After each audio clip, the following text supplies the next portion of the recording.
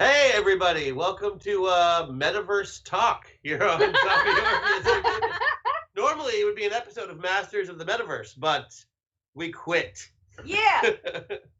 After 8 seasons and 5 some years, the 400 final hours. 400 hours, the final episode of Masters of the Metaverse has been live streamed.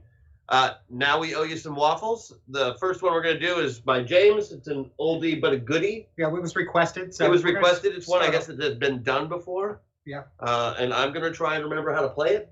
I'm going to try and not sing as horribly as I did on the first one. All right. I will live. And what's this about? Do you remember? This is about car chases on Metaverse. Okay. Amazing. Yeah, it was requested. It was requested. On Metaverse to move over. So There's a puppy. it's okay. He can die. He's very small and replaceable. Oh, is it Crowley? Good? Yeah, I All got right. it.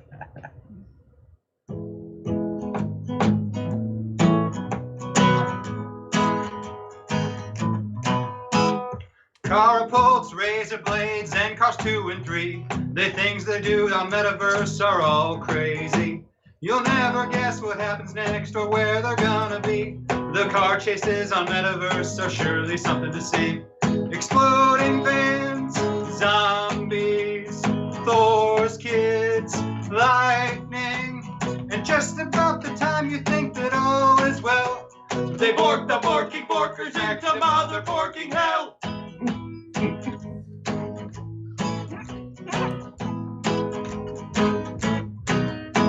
There's lots of hazards on the roads and dangers threatening. Best hope your Winnebago is ready for anything.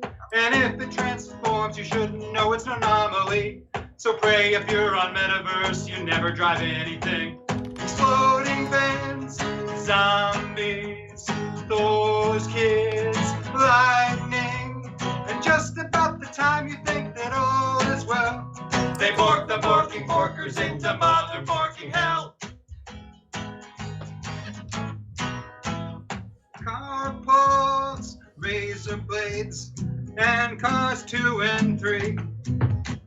The things they do on Metaverse are all crazy. Zombies, Thor's kids, lightning, and just about the time you think that all is well, they bork the barking borkers into mother borking hell. Yay! All right, so there's one old and requested waffle. And they got some puppy dancing. Now you got puppy dancing, which better than car chases and explosions. Yes, puppy dancing is definitely preferable to car chases. So, what is the format of the show this evening? As you can see, we've got some of our cast members have decided to return for this great session where we can all talk to each other about the show. We can have questions to and from the cast members Absolutely. to GMs and show creators and other cast members. Like, if somebody wants to know what was up with Rosie, now is the time to ask. Things like that, and of course, we'll be taking questions from chat as well. Yeah, it's in the store so that they can purchase and ask questions. Well, just about anyone, just about anything, as long as you're comfortable answering. Everyone's got personal boundaries, I'm sure. James and Chris and I can probably answer some unfinished story holes that maybe you missed out on where the threads went. We can probably fill in some of those blanks for you. Others we can't for other reasons. So I think Chat's just in shock that Matt is there. Chat's just in shock right now that Vansel is here. Oh yes. What? Yeah. What are you doing here, Vansel? I'm required to make a public appearance every season. He finished 3.5 tons of books or whatever the number was. So he's got time now. 3,500 pounds of books is what Ben said. That's a lot of books. That's a few. Yeah. It's like 7-8 books, something like that. Just Easily. How many of those are you required to sign? I signed book plates. I signed over 400 book plates, basically little stickers of the cover that go within the cover, so that I don't have to have a almost 2 tons of books shipped to my house during Christmas. One of those is mine. Having had that experience on some of the other projects, yeah, it was a good call. I'm getting like 400 pounds of books shipped to my house in the very near future for me to then haul up the stairs to the studio for storage. Finally bringing that Playboy collection over. Thanks, bud. Now that you got kids, you gotta do that kind of thing. So cast-wise, did anybody like? A lot of you have been on so intermittently that you must have questions. And you've always done so good about like, hey, what's going on this season? I don't know. Or even if you don't ask that question, you still play along like, okay, I guess this is what is happening. Yeah, that's what I do. Well, and I know Lisa has to bail out first, I think, of anyone, so it might be good to kind of, if there's any questions, thoughts, I would love to hear from Lisa. What her phobias, favorite allergies. What was that, James? I would love to hear from you what your favorite things have been about being on the show. Any of your favorite moments? Hashtag question him to send all my questions direct to James because I am both impatient and wordy. Thanks, Bert. Thank you, Merc. Thank you. Yay. That's a lot of questions. Wow, thank you. And that is quite a few questions. goodness. And your phone just went off. Yeah, I think I just got all of those. But I still want to Whoa! Yeah. There they all are. Holy shit. Yeah, Well, still working we on will them get in to those Discord. momentarily, but I still want to hear from Lisa. Accidentally or otherwise before they were so. Did secrets or plot Okay, points get so that discovered didn't before come they were clear. supposed to be? Oh my God, 28 questions? So Keen asked, did any secrets or plot points get discovered accidentally or otherwise before they were supposed to be? All the time. Yeah, I'm trying to think of something specific though to really put that in.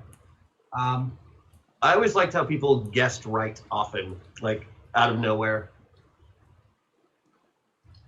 Well, I like that some of the plots just got made because of suppositions by chat and think like, oh yeah, that's a good idea. Let's do that. Yeah, I did that all the time. We've had to dedicate entire story arcs to just cleaning up hack attacks. I think That's like true. But those are I the know best in- stories. Like there's a magical point in even scripted series when the writing team doesn't have to write based on plot, but gets to start writing based on character. And so like any of those delicious hooks that go unexplored, it's like, well, there's no way we can't follow that up. You basically just give us this wonderful road forward, and we'll hit these other stops we're planning to go to on the way. But thank you. That was what Masters Hard was pretty much my whole experience with the show because I came in when it had already existed and everybody had built this framework of stuff that was just like I saw it and I saw so many great things that could come of it. It was just all the work that Chris and Christian put in just gave me so many different great story avenues to explore because then just put story hook here. There were hundreds of story hooks for me to explore right when I started. Plus like 19 main characters, which And Lumiere said something in chat that was actually, I mean, he was joking, but it was true. Like, I've always been impressed by how some of y'all have approached world building. And like I know Matt obviously, when GM the Farther All situation had it so. Lisa looks like she's gonna take off. Hold on, Yeah, let's take a moment just to say goodbye to Lisa Coronado, everybody. Bye. Bye. Hi, Lisa. Thank you so We much, love you. Lisa. We miss you. You're our Sparkle sister forever. Yes, I Thank had you so much much. fun. Sparkle Sisters and being the lady that lassoed the moon. I can't remember her name. It was so long ago. Which world was it in? Farther on? It was in the Wild West. Oh, what was her name? It's Pecos Bill's girlfriend. right. Yeah. Oh man. She rode around on a fish, right? Slewfoot Yes, rode a fish. Sue. Yes. Slewfoot Sue. Yes, yes. Slewfoot I Sue. think that was Yeah. my first time playing Metaverse, and it was super duper duper fun. So it always has a special place in my heart. You guys are great. Thank you so much for inviting me on this journey. I adore Thanks all for of you. being here. Thank you so much. And hopefully more and So more glad you guys are happy. projects later. Absolutely. Be well, Lisa. Thanks, guys.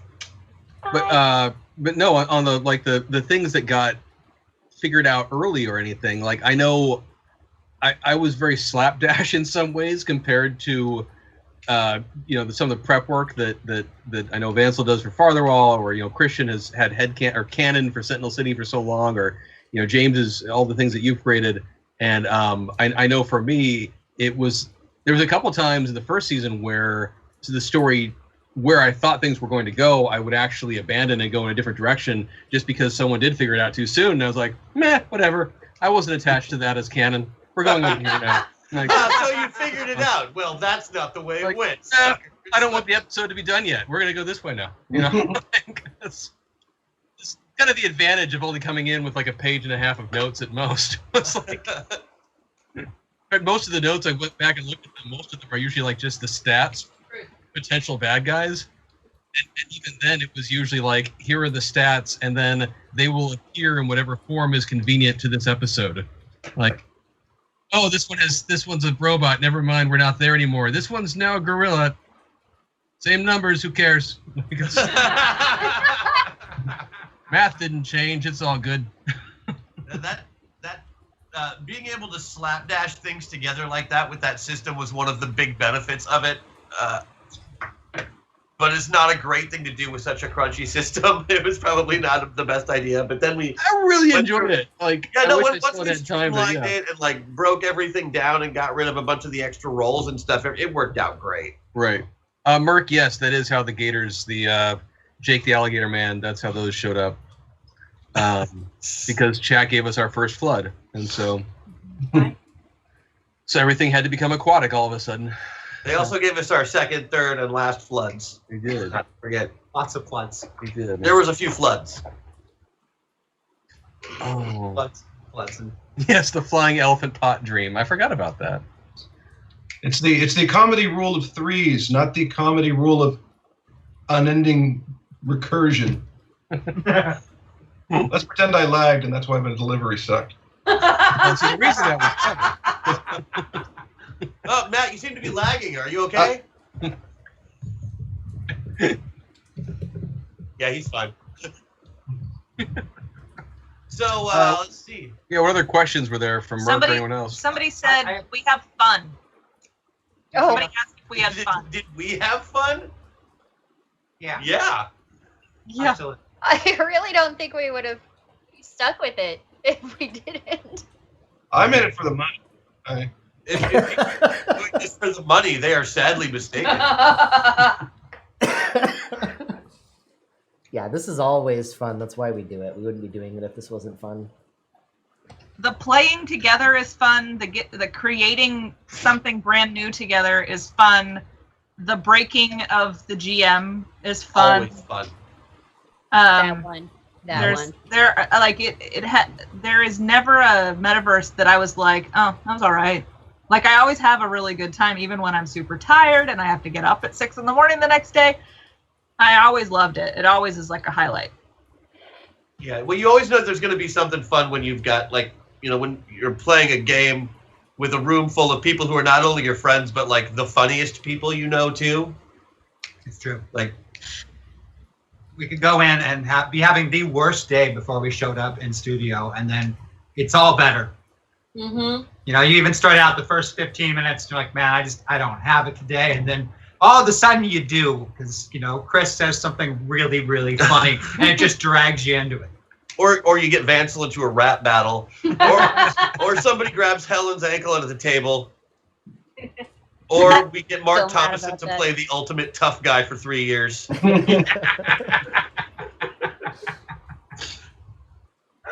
One thing that was always fun was in the studio, we kept a lot of our costume pieces there. And there were times where you'd show up and you maybe brought like a wig, but then we would like rifle through stuff and be like, what can I wear? Does this look weird? Can I put this on? It was very important for me to have a costume box there. I just feel like that's such an important part of playtime when you're a kid. Yeah. Like playing dress up. I think that should definitely be part of all of our games. And so, at least at the Zoe studio, it is. But like a lot of the time I remember making, I can't tell you an example, but like character changes got made last minute because we'd be like, look at these glasses. Ooh, I'm going to use these glasses. All of a sudden now my character is exactly like this. And like everything you thought of and prepared for ahead of time is gone. Fadior, please don't ever mention the time I destroyed the universe. It was awesome. that still hurts Matt's feelings, and I want us to be friends forever. So Matt, did that make That was a near miss. That was a near miss there. That Is was that so in the epic. Barnwell book? Yeah. Canon? no way. No, it wasn't. That wasn't. We were nearing that. We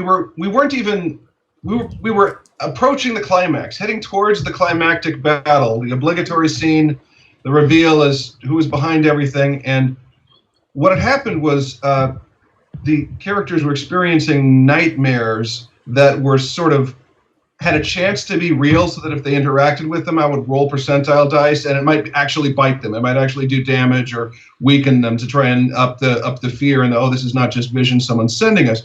So what Christian's character did when he hallucinated lying on the banks of the River Oblivion, the river from which you must drink to wipe your memory, is he scooped up a vial of water. And so I made a note of that, and it's like, okay, if he tries to use this, I have to roll to see if he was able to bring it back from the nightmare. And then we get to the reveal. There's a flood that happens, and I activate the rule of cool that was due for that episode. Now, mind you, we're about 30 minutes from the end of episode 6 of 4 scheduled episodes to wrap this thing up.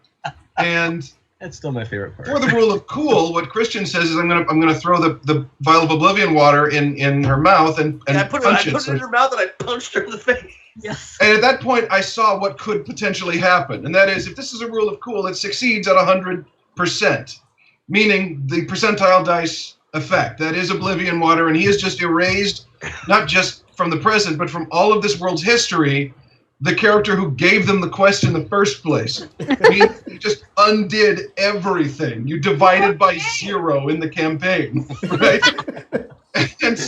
And that happened. They chose the rule of cool, and so suddenly it was a matter of doing the Willy Wonka, yelling at them and kicking them out of the factory for violating the rules, and bring them into the next stage, the liminal, between campaign stage, where they were supposed to show up in the Greek Isles, and there was a megalodon, and they discovered the cave there.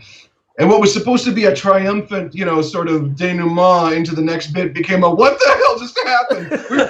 Universe. Meanwhile, I'm just sitting there stalling for time while they talk, trying to figure out how can I get back and make this work in a way that doesn't feel slapdash. Well, and honestly, Matt, also I think one of the best parts of that is the fact that at some point in the back of your head, I know you were thinking like, I was only supposed to be here for 4 episodes. It's been 6, and they just reset the whole damn thing.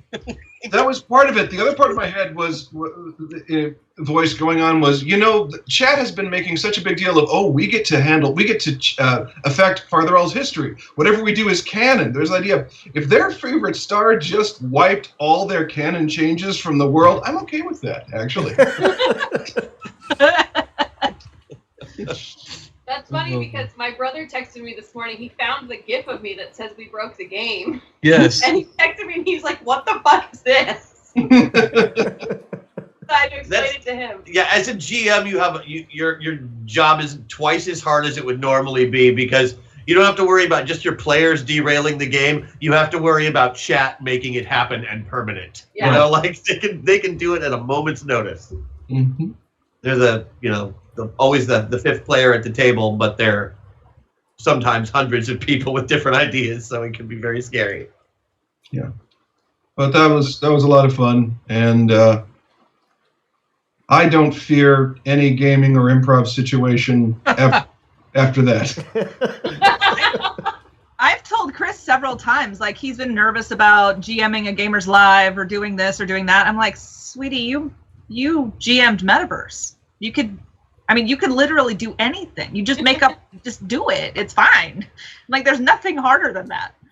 Well, but at the same time, like with this team in particular, like, and I know that not everyone's here, and that's how it works. But like, it's just a really talented folk who've played on this show and in this game. Like, I think that to me is the part that's been the most fulfilling about it, has been just watching all of these different creative people get to banter and create and do it in real time, and do it, with the support, usually the support of chat, sometimes chat just trying to mess with us, which is also its own form of deranged support. With love.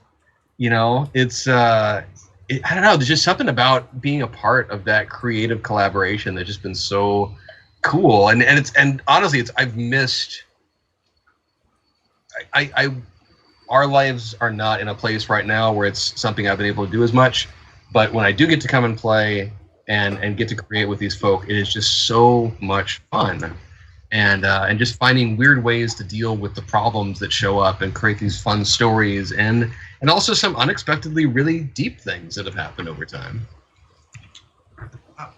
Before we go into questions, I'm kind of curious. Just I'm going to go person by person. I want to know who their favorite pilot, favorite avatar. Ooh. Oh crap! Favorite pilot? Well, let's start with Sarah. Like our own pilots and avatars, And or I like always you felt mean like like it's out of the whole show? What was that? Like out of the whole show, like everywhere, like Yeah, any like, who's avatar or your own like, avatars? Doesn't have to be your character, but like your personal favorite pilot and your favorite avatar that you've seen on the show. Oh. For pilots, I really like Rosie. She just kicks so much ass, it's ridiculous. Aw. She's got a great arc and managed to stay perfectly stubborn through all of it. Yeah, she's awesome. I still really like Bombshell, guys. I'm sorry. I want her to take over the world. I think she'd rock at it. Bombshell's a great avatar, specifically because she didn't take over the world. Mm-hmm. Chris, Why do I have to be next? because you're sitting literally right next to the first person I asked. I really don't. I don't have an answer. Slacker, come on, pull it together.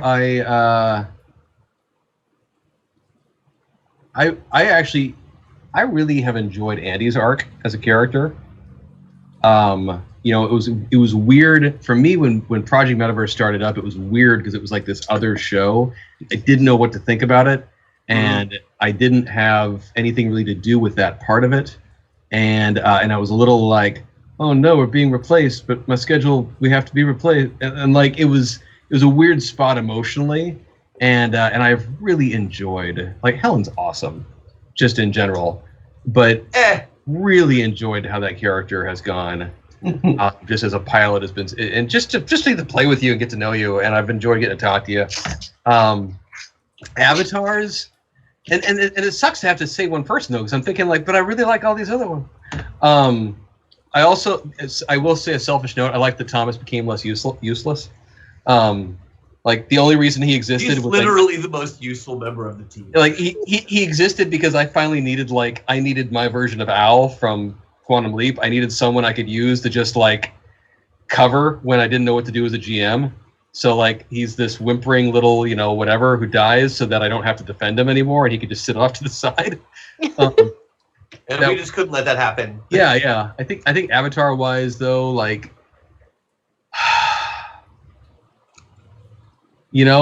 if I was selfish and picked my own, I'd probably go with either Perfecto or Cicero. Both great characters, yeah. Or Chad. I've loved all of them. But honestly, like I loved Maggie playing the old soldier whose name I can't remember now from Farther All. Opal. Opal. Yeah, I really enjoyed Opal, and just. What was the line? Oh shit! Something about It's like fun bags. Suck on these fun bags. Suck on these fun What bags. wasn't that? What was it? Oh my god! Bitchin'! It's bitchin'! That's bitchin'. That's bitchin'! And like Suck on these fun bags. it could I have got been, bitchin'. and That's like the first time I I said it. got bitchin'. I think part of it, Maggie, is that like it could have been, and in some ways it almost should have been like a throwaway avatar. Like it didn't have to be that interesting, and you totally took it and made it so cool. Thanks. I just want Matt to cast me more of his film, so I was trying really hard. Yes, suck on these fun bags, troll face. That's the whole line. Thank you, Bert. That's right. What's funny is that's what I also say when I play video games. You don't call them fun I bags. don't call them fun bags.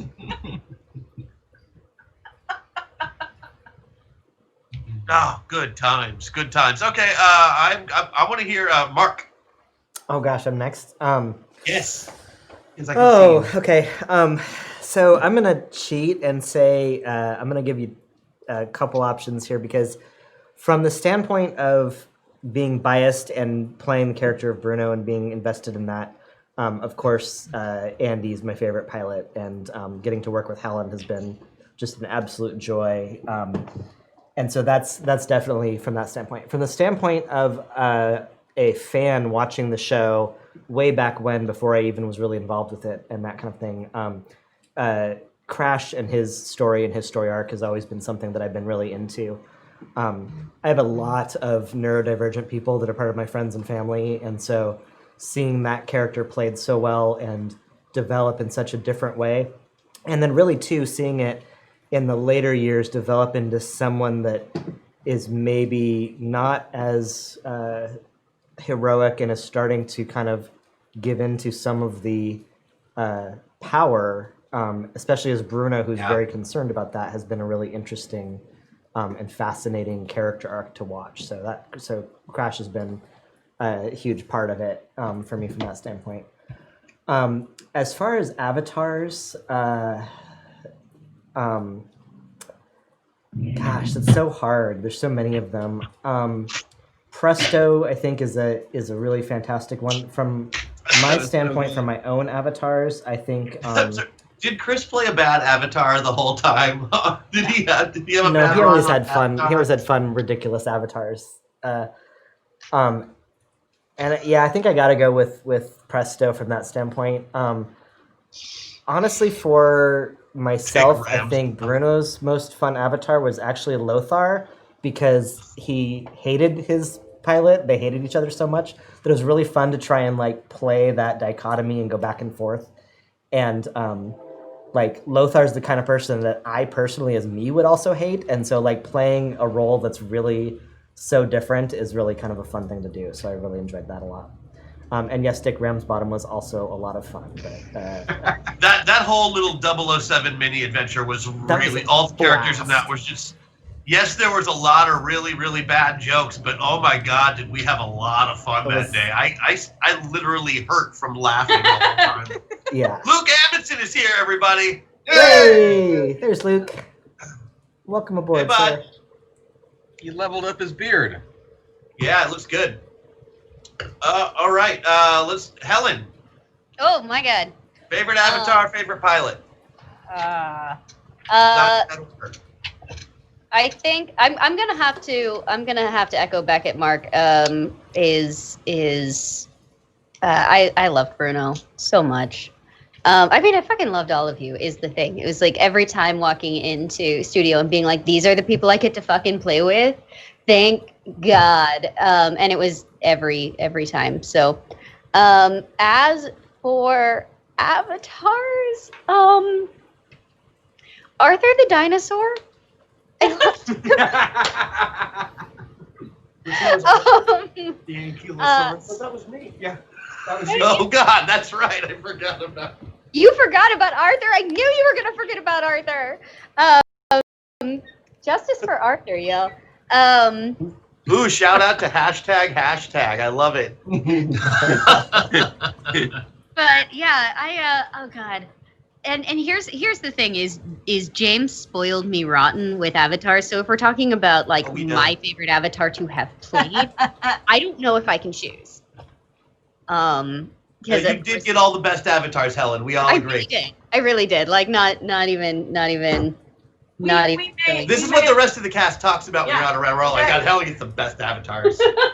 This is the first But time. y'all need to flirt with James more. That's the key. I tried that, but he only has eyes for you. Oh. You're his favorite class 5, easy.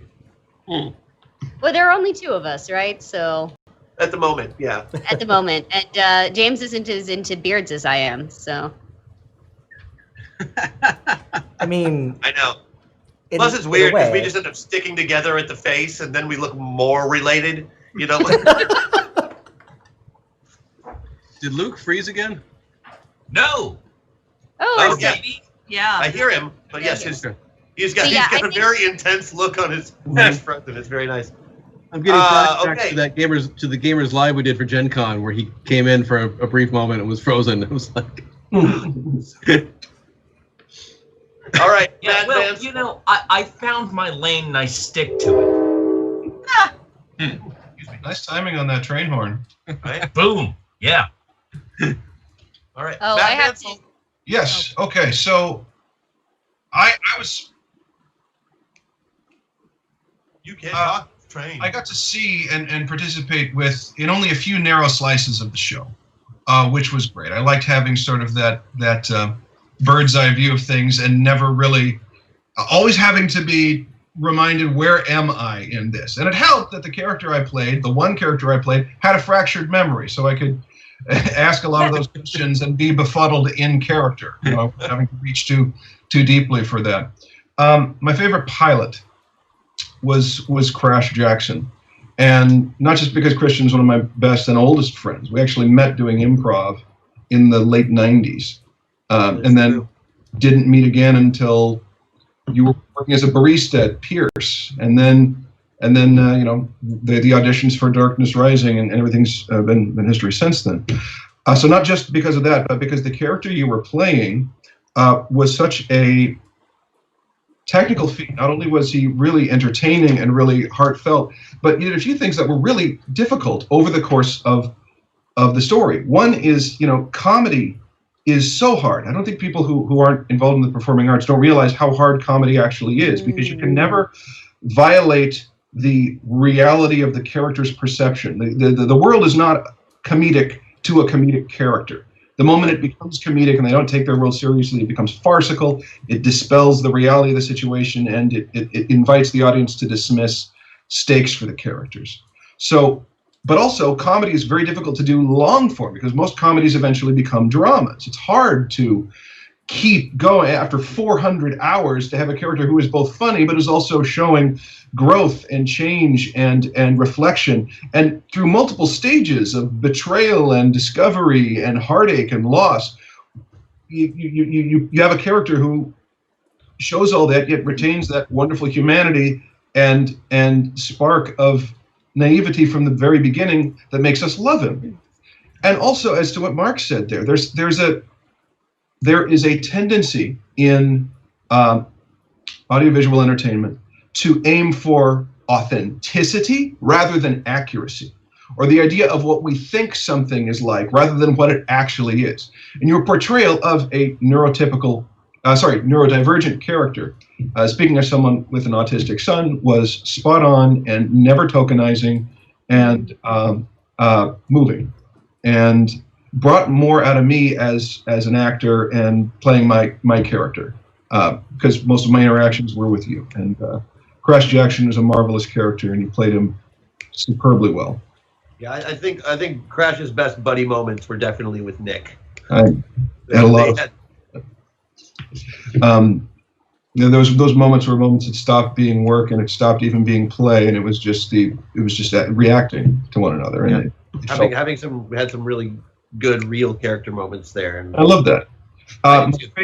My favorite avatar, I'm tempted to say King Teddy, but because he was so farcical, because he came in basically, I thought it was going to be a one-off joke character, and that didn't take. The rap battles did you in, dude. They did. All the characters were so good, but the group that I liked the most was actually a group, and it was the clones at the very end.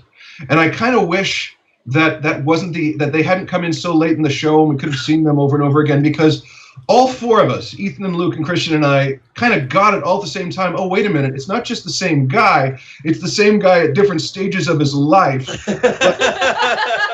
with different life experiences, right? And so once we got that we're all basically arguing with ourselves, it was hilarious and fun and inhuman in the horrible stuff we were joking about.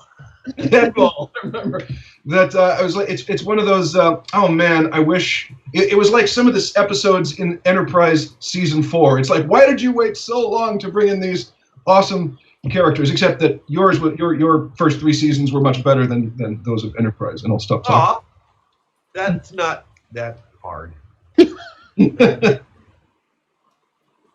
I love Quantum Leap, Bill. Yay! Is Luke still here?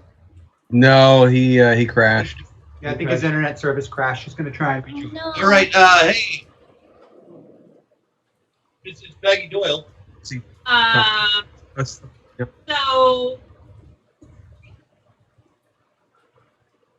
Well, does that go? Thanks, audio. This is kind of fun. What's going on? I'll just talk really loud. Who's really loud? Maggie's gonna talk really. Are we getting strange audio, like you're picking up another audio source or something? Something muted. Like a wind tunnel or an airport. Wait away. It's better Wait now. away. And now it's gone. Now it's gone. We did it. So yeah, Maggie Doyle. How are you now? Good, and you? Not so bad. Oh God, my favorite pilot. I really actually liked Nick. I liked Nick a lot because Great character. you could go almost any way with him. I mean, I loved how Matt did him, and Matt already spoke to being able to use the fractured brain to his advantage, was also actually helpful for the rest of us as well. And Really remembering helpful. certain things. But I really did like Nick, and I love that Nick got stuck in people. He was kind of like a part of the metaverse. I liked that idea because early on that wasn't something we thought we could get stuck in, and that opened up the world for me a lot. Favorite avatar is very hard. That is very There have been a lot. very hard. And as much as I love Hex Destiny, and I'm probably gonna get like a tattoo of Hex Destiny on my body at some point because I'm a loser. That's usually where we get tattoos. Yeah, that's the way to do it. Otherwise, it's just a drawing. Mine is on Maggie's body. I think my favorite was Butch.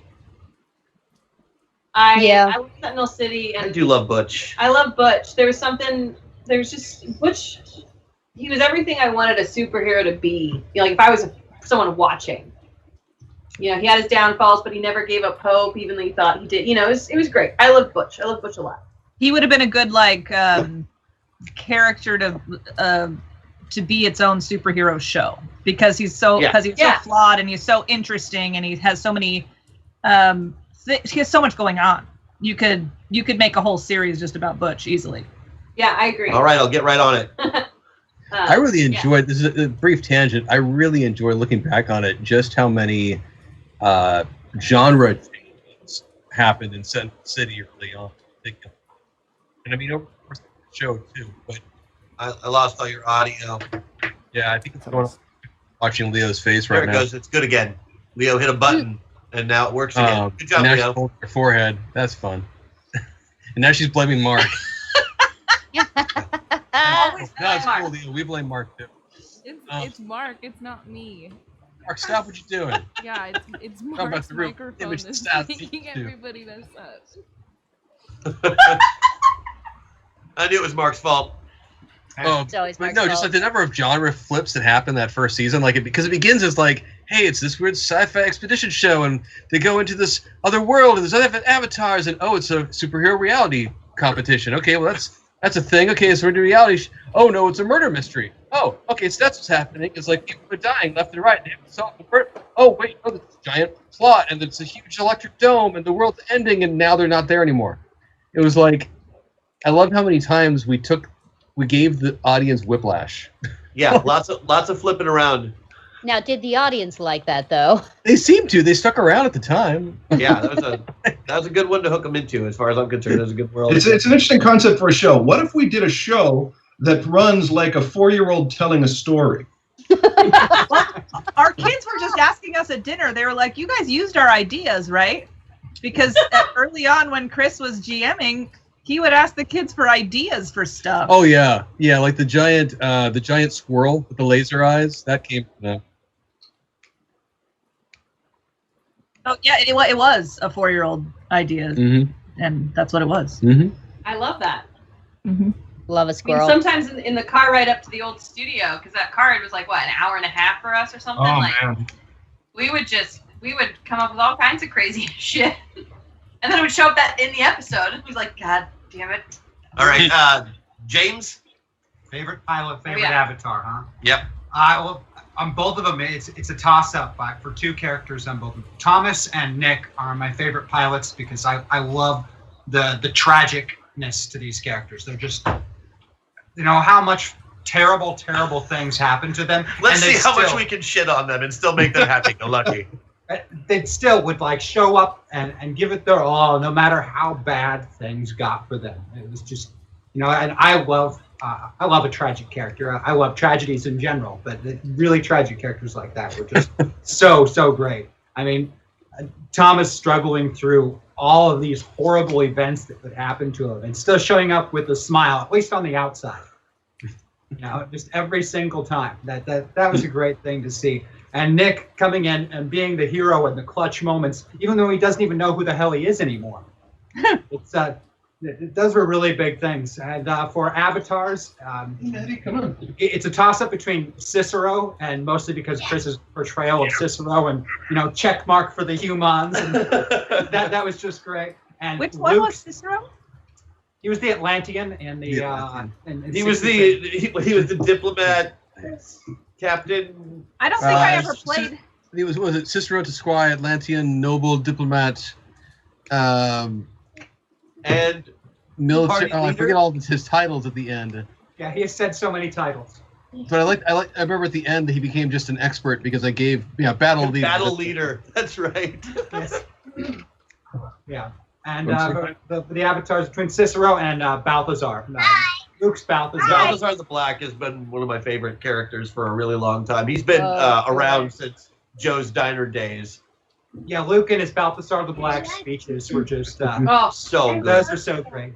Also, best combo ever was Balthazar and Harzul, who we threw together. I think it was randomly in a.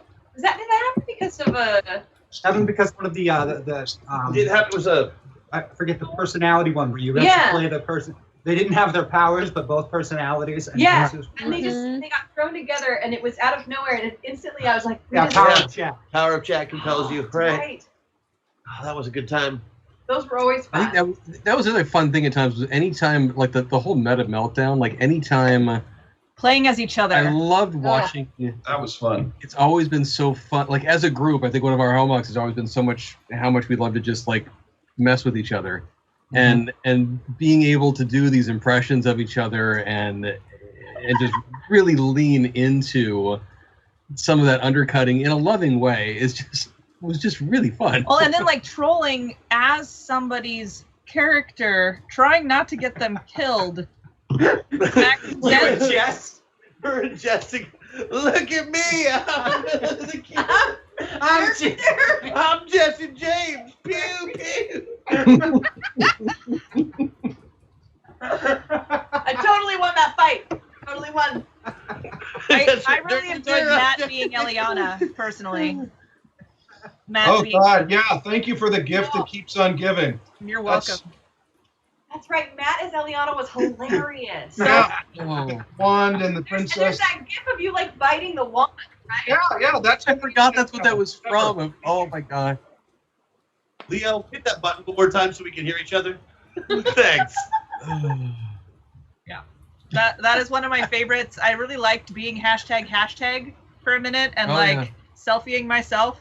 I have that GIF and I play it for my classes and they're like, "Is that you?" And I'm like, "Yeah, I'm famous, by the way, just so you know." We still have the bear code. I love it when every once in a while someone will send you a message that like, yeah, so I was in this meeting at work and someone put a GIF and it was you.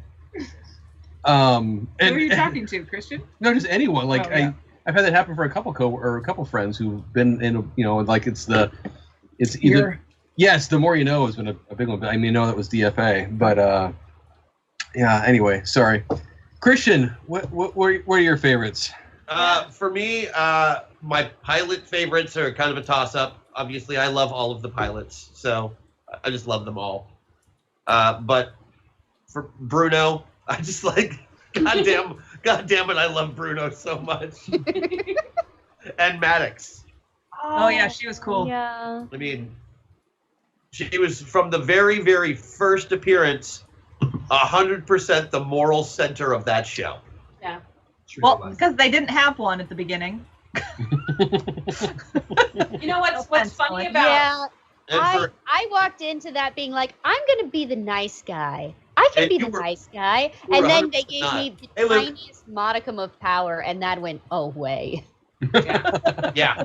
And you got the most power, so it's like, it was fun to see what you all did with what you got. And for avatars, Magical Space Princess Galaxy Force 5. Ah.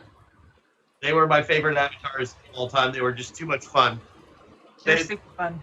they were all sisters, and they all loved each other, and every episode was happy, even if they immolated famous Canadian bands. The band episode, the Battle of the Bands, was like Battle of the Bands is my favorite episode. so good. Oh my! That was fun.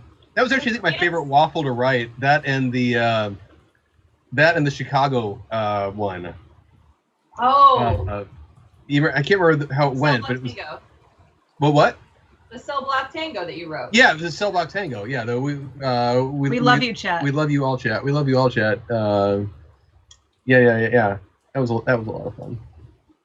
One of the funny things, because Christian mentioned Maddox, when we asked Jess Weaver, because we had done shows with her downtown here, and we knew she was great, but she was terrified of coming on the show, and I mean terrified. Yeah, I had never played a role-playing game of any kind before. I got phone calls multiple times. I'm like, what? How do we do? What do we do? It's like I kept telling her, like, it's gonna be fine. It's just like improv. It's gonna be fine.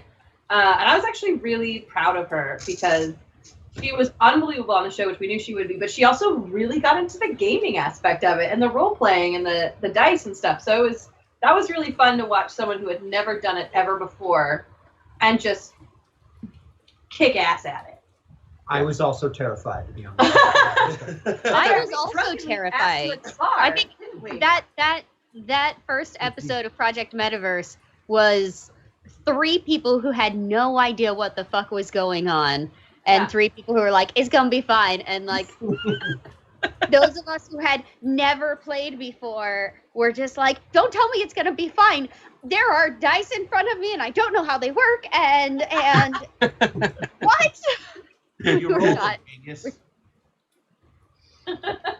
I had never really gamed before before the BattleTech show. I had never gamed at all. I've lived with nerds since college. I love you nerds. We don't call them that anymore, hon. Oh, what do we call them? People.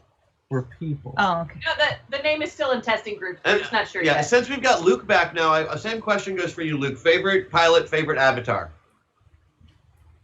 Oh. And it doesn't have to be you. It could be you if you want, but it doesn't have to. Watch, he's going to pretend to be frozen so he doesn't have to answer. No.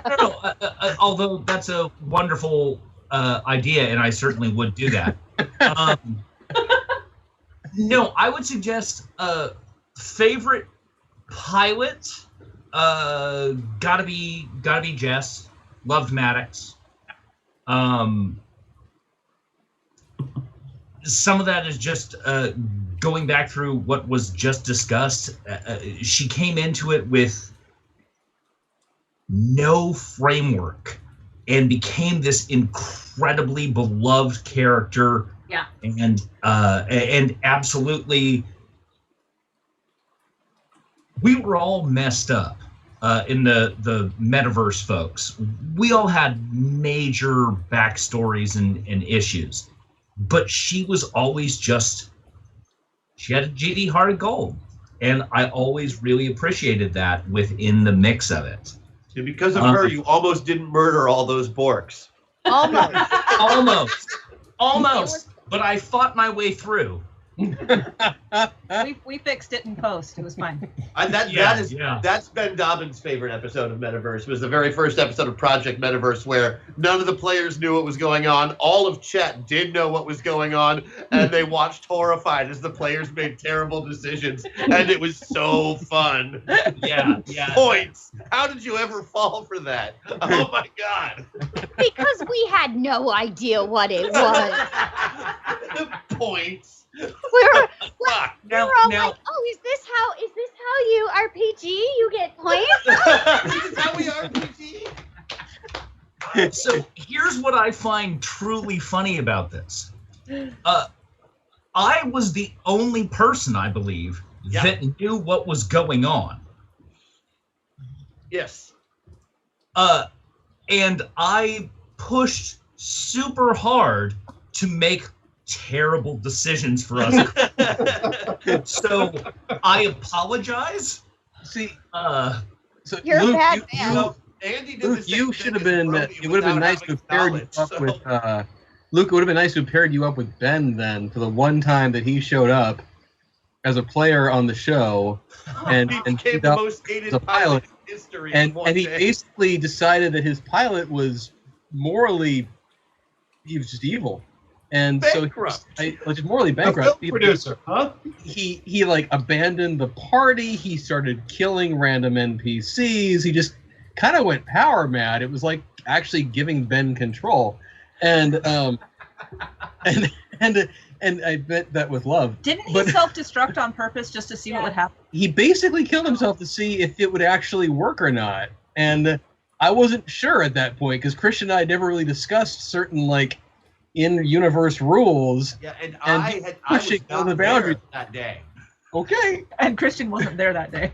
Yeah, that's right. And so I'm just like, okay, fine, whatever. You're gone. That's good. It's. Well, we reminisced for a bit, but I know there is a very long list of 28 questions from Mert. Well, he's still. Yeah. Oh, still Luke's got the got other that. half Oh of my his god, I'm question. the worst. I know. You're not. Well, I love you. I love you. Still need to hear favorite avatar. Favorite avatar from Luke. Yeah. Oh, favorite avatar. Okay. This is entirely self-aggrandizing. How was this sold to you originally? Oh, what, this episode? No, Who is that for? I think he means metaverse, but let's finish Luke and then we can answer that one. All right. I Balthazar. Sorry. No, you're Yeah. not wrong. I said a very similar. We were talking about Balthazar earlier. He's somebody else's favorite as well, and he's just so funny. And he's been around for so long. He's got such a long history. Like Luke knows everything there is to know about Balthazar. I guarantee it. He's had enough time with the character. Yeah, like this is one that predates Metaverse. In terms of the character. We Christian and I were essentially coming up with characters. We were doing a version of The Boys back in like 2006. That's where Sentinel City came from. Yeah. And that's where Balthazar was part of that particular brainstorming. So yes, We made so many superheroes that summer. Yeah, God, it's kind of incredible how much that nonsense has filtered into this. And how many of them became Sentinel City avatars is astounding. Armor guy. Armor Guy's the best. And yes, Balthazar and Harzul together, that was always delightful. Anyway, carrying on to next questions. Right. So the question was, how was this sold? So really quick before we go on to the 29 or 30 questions that we've got, there's one more person that if she's not too busy dealing with audio issues, I wanted to. Yeah, we with, should. one more question. Oh, to ask Leo if. It's Leo. Tab Leo, Yeah. Give her, if you're up What's to it. Leo's favorite? There's a lot of audio issues going on, so she's been trying to make my microphone not cut stuff out. Looks like Matt's got to get going, so we should say goodbye to Mr. Bye, Vansel. Matt. Bye, Thank you folks. so much for showing up, Matt. Thanks for My pleasure. Thanks for Well, having me. Matt. Every Yes, time you did your season. Inviting me in. It was a lot of fun. My That's taco the truck mom is double cow parked. for you. I gotta go move it. See ya. Yeah. Thank you so much, Matt. Love you, dude. Hey, Matt. Yeah, actually, I would love to hear Leo. We got Yeah. Matt's frozen face for everyone to see. So Leo, if you can try and make yourself live.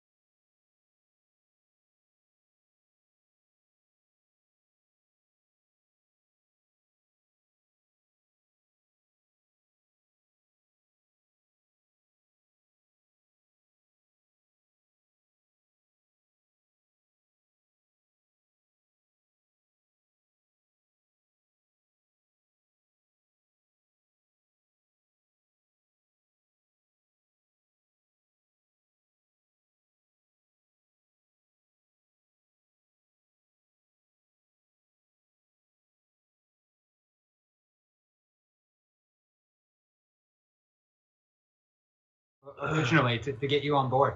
Yeah. So I was doing. I was dressed as a robot.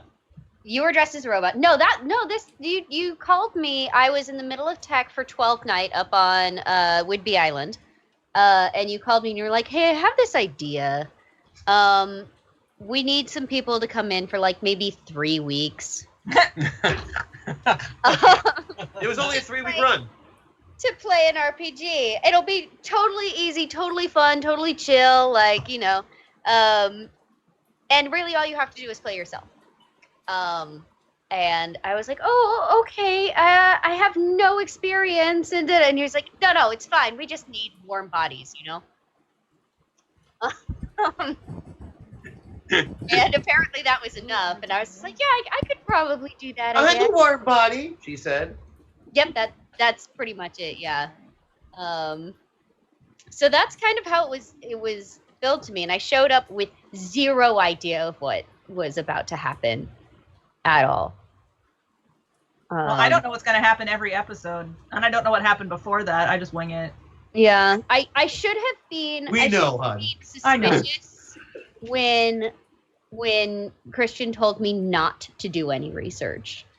Mm-hmm. Like, don't watch the show. Yeah. Like, don't watch the show. You don't need to know what it's about. In fact, it's better if you don't.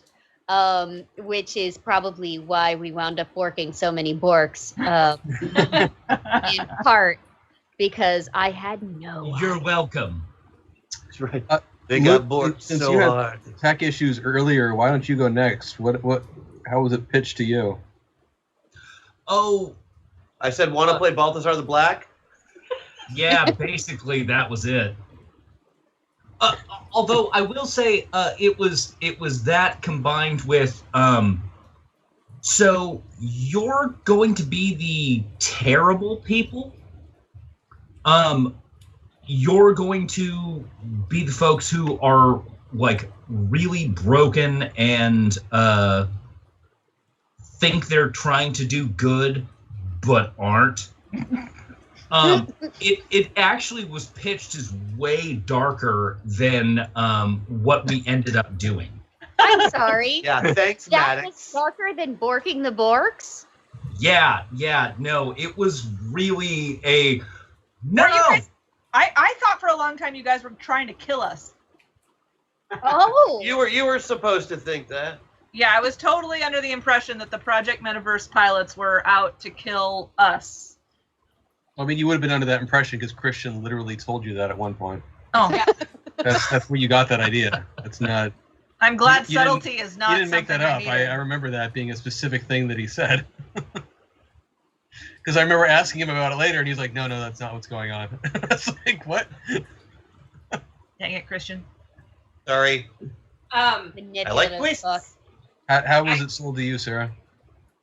I'm married to you. You said let's do a thing, and I said okay. Only time that's worked.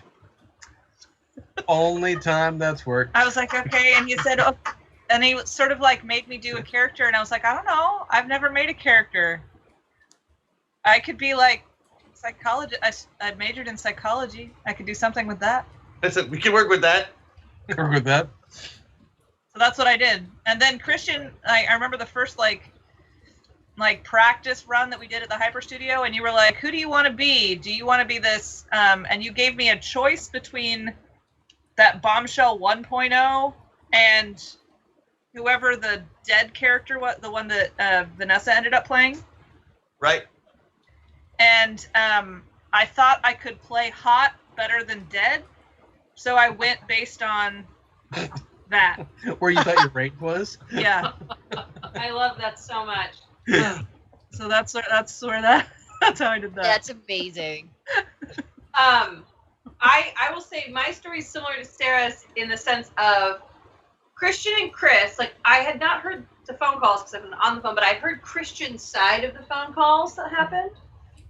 So I knew something was happening, and then Christian was like, "Hey, will you come to Gabby's, which is a gaming store for us, and Chris Odie's gonna come down. We're gonna do some game planning because Chris Odie is always, by the way, used by his full name. You never just call him Chris." And I said, "Yeah, okay, I'll come with you because it's a gaming store. Like, I'll find something to do." So I remember being upstairs with them, filling out stuff, and they looked at me and they were like, "So who are you playing?" And I was like, "What?" She was like, "We talked about this. You're in it. Who's your character?" And I was like, "I'm a cowgirl." Oh Lord, I remember this conversation. That's right. We're sitting at the table upstairs. Yeah. And like, and it was like that was the first thing that came to mind. So that's what I said. And then she ended up playing a cowgirl for 5 years. I did. Yes. But I would like to say, and this is something, it's something silly and beautiful to me, which is a lot of the stuff that we did in game, or things we said, or moments we had, were spur of the moment, to the point where I don't remember a lot of them, because you're in the moment, you're in the story, you're reacting, you're doing a thing. Mhm. And then these beautiful stories would come out online about this one moment where you took an extra 10 seconds to answer, and that's because your brain is racing at 400 miles an hour, and you're like, what do I say? And this thing pops out, and then like all of the fans would draw these pictures and write these beautiful stories about that 10-second pause you had, which by the way was never on purpose. It was always us just in a mad dash to be brilliant, and luckily we were brilliant, but also like it's this beautiful thing where so much of this wasn't planned, and so much of it was just us being like, I think this is how I would react, and then it grew into this beautiful thing with you guys, chat, where you learned, and I think some of you know Rosie better than I do. Honestly, 1,000%, you guys know everything I've ever played better than I played it. 1,000%. It was really beautiful, and I just want to thank all of you guys watching, because that's what made this so great. I mean, we have fun. Obviously, we could just be here ourselves chatting on this chat, but it's more fun with you guys because you're really a part of Metaverse. I would say we're different in most shows in that regard. Like, you are part of the show. Sean Franklin's here, everybody. Oh, Sean! Yeah. Hi, Sean. Look at that. Hey, Sean. Hi, Look at the Sean Pouty face right there. Look How at y'all your do? face. How y'all do? That's a pretty man right there. I like So, it. a question for you, Sean, since we're here. I just got here, man. What you I know. Suck it up. The question is, how was this show sold to you when you got asked to do it? I got a text from Mr. Odie. And I was like, oh, Chris, what? And because it'd been a while. At that point, it had been a couple of years, really, since we had a conversation or anything like that. So, Oh yeah, quite a while. and I think we talked, and he told me about it. This was 4 years ago, maybe. This is a while, back at the old studio. So it was a while. And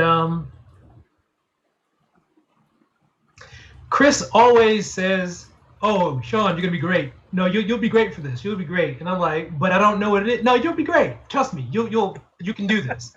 But I understand the project. And it's okay. You'll be great. Dude, you'll kill it. You'll knock it out. I'm like, all right. And so I was curious. which leads me to believe that he should be like a Hollywood producer or something. You're like, "Babe, you're great. Babe, beautiful, babe. I got it. Great part for you. You can do it." Big numbers. And so I was like, well, okay, fine. I'll give it a try, because I hadn't seen, any of the guys in a while anyway. So, yeah, that's about how it was. They don't. We don't need you for 4 weeks. I'm like, okay. Yeah, we said that to everybody. It turns out we told Helen we only needed her for 3, and Luke, and poor Andy still has to gets drugged back every once in a while. James, how did you get roped in? How did that happen for you? That's actually an interesting story. Yeah, he did make the mistake of running our game at home. It started, I think it might have started because I used to run the house game here for Christian and Maggie and a few people. Before then, you were the door guy, and we were drunk and started talking to you about Dungeons and Dragons when we were drunk. That's true. That's how this These started. things are all connected, a series of events. But how I really got involved in this particular show was after playing, house games over here for a while. I was out on the front porch with Christian one time, and he told me this idea how he was going to have somebody be this particular new character, and then be involved in starting to run part of this spin-off on the Masters of the Metaverse show. And I told him, "Oh, that's a really great plan. Who do you have in mind to do this?" And he just stared at me like I was a complete idiot for a minute. It was longer than a minute. 15% longer than a minute. It's like, oh, you meant me. And then, then I go, I would show up to the studio to do the first few shows. And like, I couldn't raise my arms because my shirt would be soaked with sweat in my armpits because I was just terrified of being on camera. Yeah, but once we got him over that hump, he was great. And that's all that matters. I mean, we had you come on to play once during a Demon Hunters game. Yep. We had you play Tom during the first couple episodes of Project. And then it was GM time. Yep. Yeah, I'll never forget that I was totally sold on you being a GM when in our Starfinder game, you wrote an emotional letter for my character to read to everyone. And I remember after the game you left, and I remember being like, Christian, he's perfect. Yep, that was the time you almost left me. Nope, that's not true. That is not true. Christian, what do you remember about how, like, birthing this thing? Oh, I remember that we were trying desperately to find a way to be able to do Gamers Live, but online through a studio, and I'm like, and I was absolutely agonizing over it at home for weeks because we got to do this right away, and I was just dying inside. And then I started talking with Kelly about something. About a game we wanted to run, and I'm like, oh, what if we had 2 character sheets? And we started talking about this thing, and then I was like, whoa! I had this epiphany, really, and called Chris right away. What do you think of this cool idea? I remember there was a strong need to try and figure out, like, okay, so how do we have to have some sort of chat mechanic. Like, how do we give chat, like, from the beginning, it was, how do we give them as much control as possible? Yeah, so how do we make their show and not our show? From the very and I know, like, that was something for me that I tried really hard to, like, how to encourage them to mess with us. Not just because of how it would help the bottom line, but also just because it would be more, material to play with and fodder to spin off of. I remember I was really, like, I want to play with these people. If we bring Sarah on board, I think she'll do well, and also then she won't get annoyed when I talk about the show at home. And so, like, I mean, that was how I got her to start coming to Gen Con. It was basically like, come with me at Gen Con, and then when I'm talking and now about, she has the most iconic Zoe line of all. Hi, we make movies about gaming. Funny movies. Funny gaming. Funny. But I was like, if she's there, then, like, I think she'll do a great job, but also then, like, it'll encourage me to work at home more, and like, it won't be,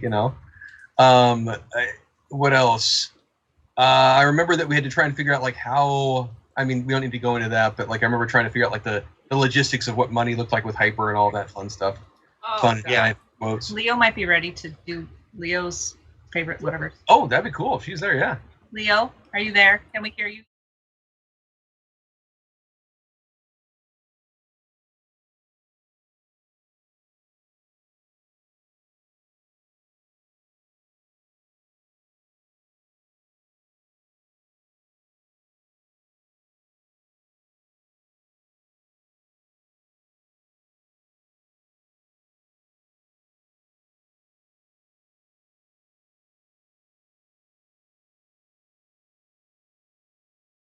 Because it's hearing everybody else still, right? Yeah, I think they haven't complained. Literally just change spaces. But probably just he's saying that they can't hear him anymore. Oh, can you not hear Mark anymore either? You're guys not hear Mark? now. Well, that could be just a game issue, but I can't hear why Skype can't hear you, but More mute than a classical trumpet section. Oh. Thank you, Mark. They got a little band heart right here. There you go. They can hear you, but you're very quiet, Mark. Hey, Sean, everybody else had the question, who is your favorite pilot? It doesn't have to be your person. And who is your favorite avatar? And again, it doesn't have to be somebody you played. So somebody you witnessed or whatever. Before I answer that, can I take a step back a little bit? Because I want to back on, well, I'm gonna. So you were talking about bringing James into the whole project and how you got him into it. So you guys, almost all of you have been doing tabletop gaming for as long as I've known you, at least for like 15 years or more, right? Chat can hear us now. I never did. I never have. I knew what it was, but I never played. And I came into this not knowing how to play it, and that was one of the things where Chris was like, "Oh, you'll be fine. You'll pick it up. You'll be fine. You're great." We all have this. I don't. So I say this that I don't honestly have a large frame of reference for my next comment, but I cannot imagine that there are a whole lot better people than James at GMing. There aren't. I can't imagine that they are. Just can't.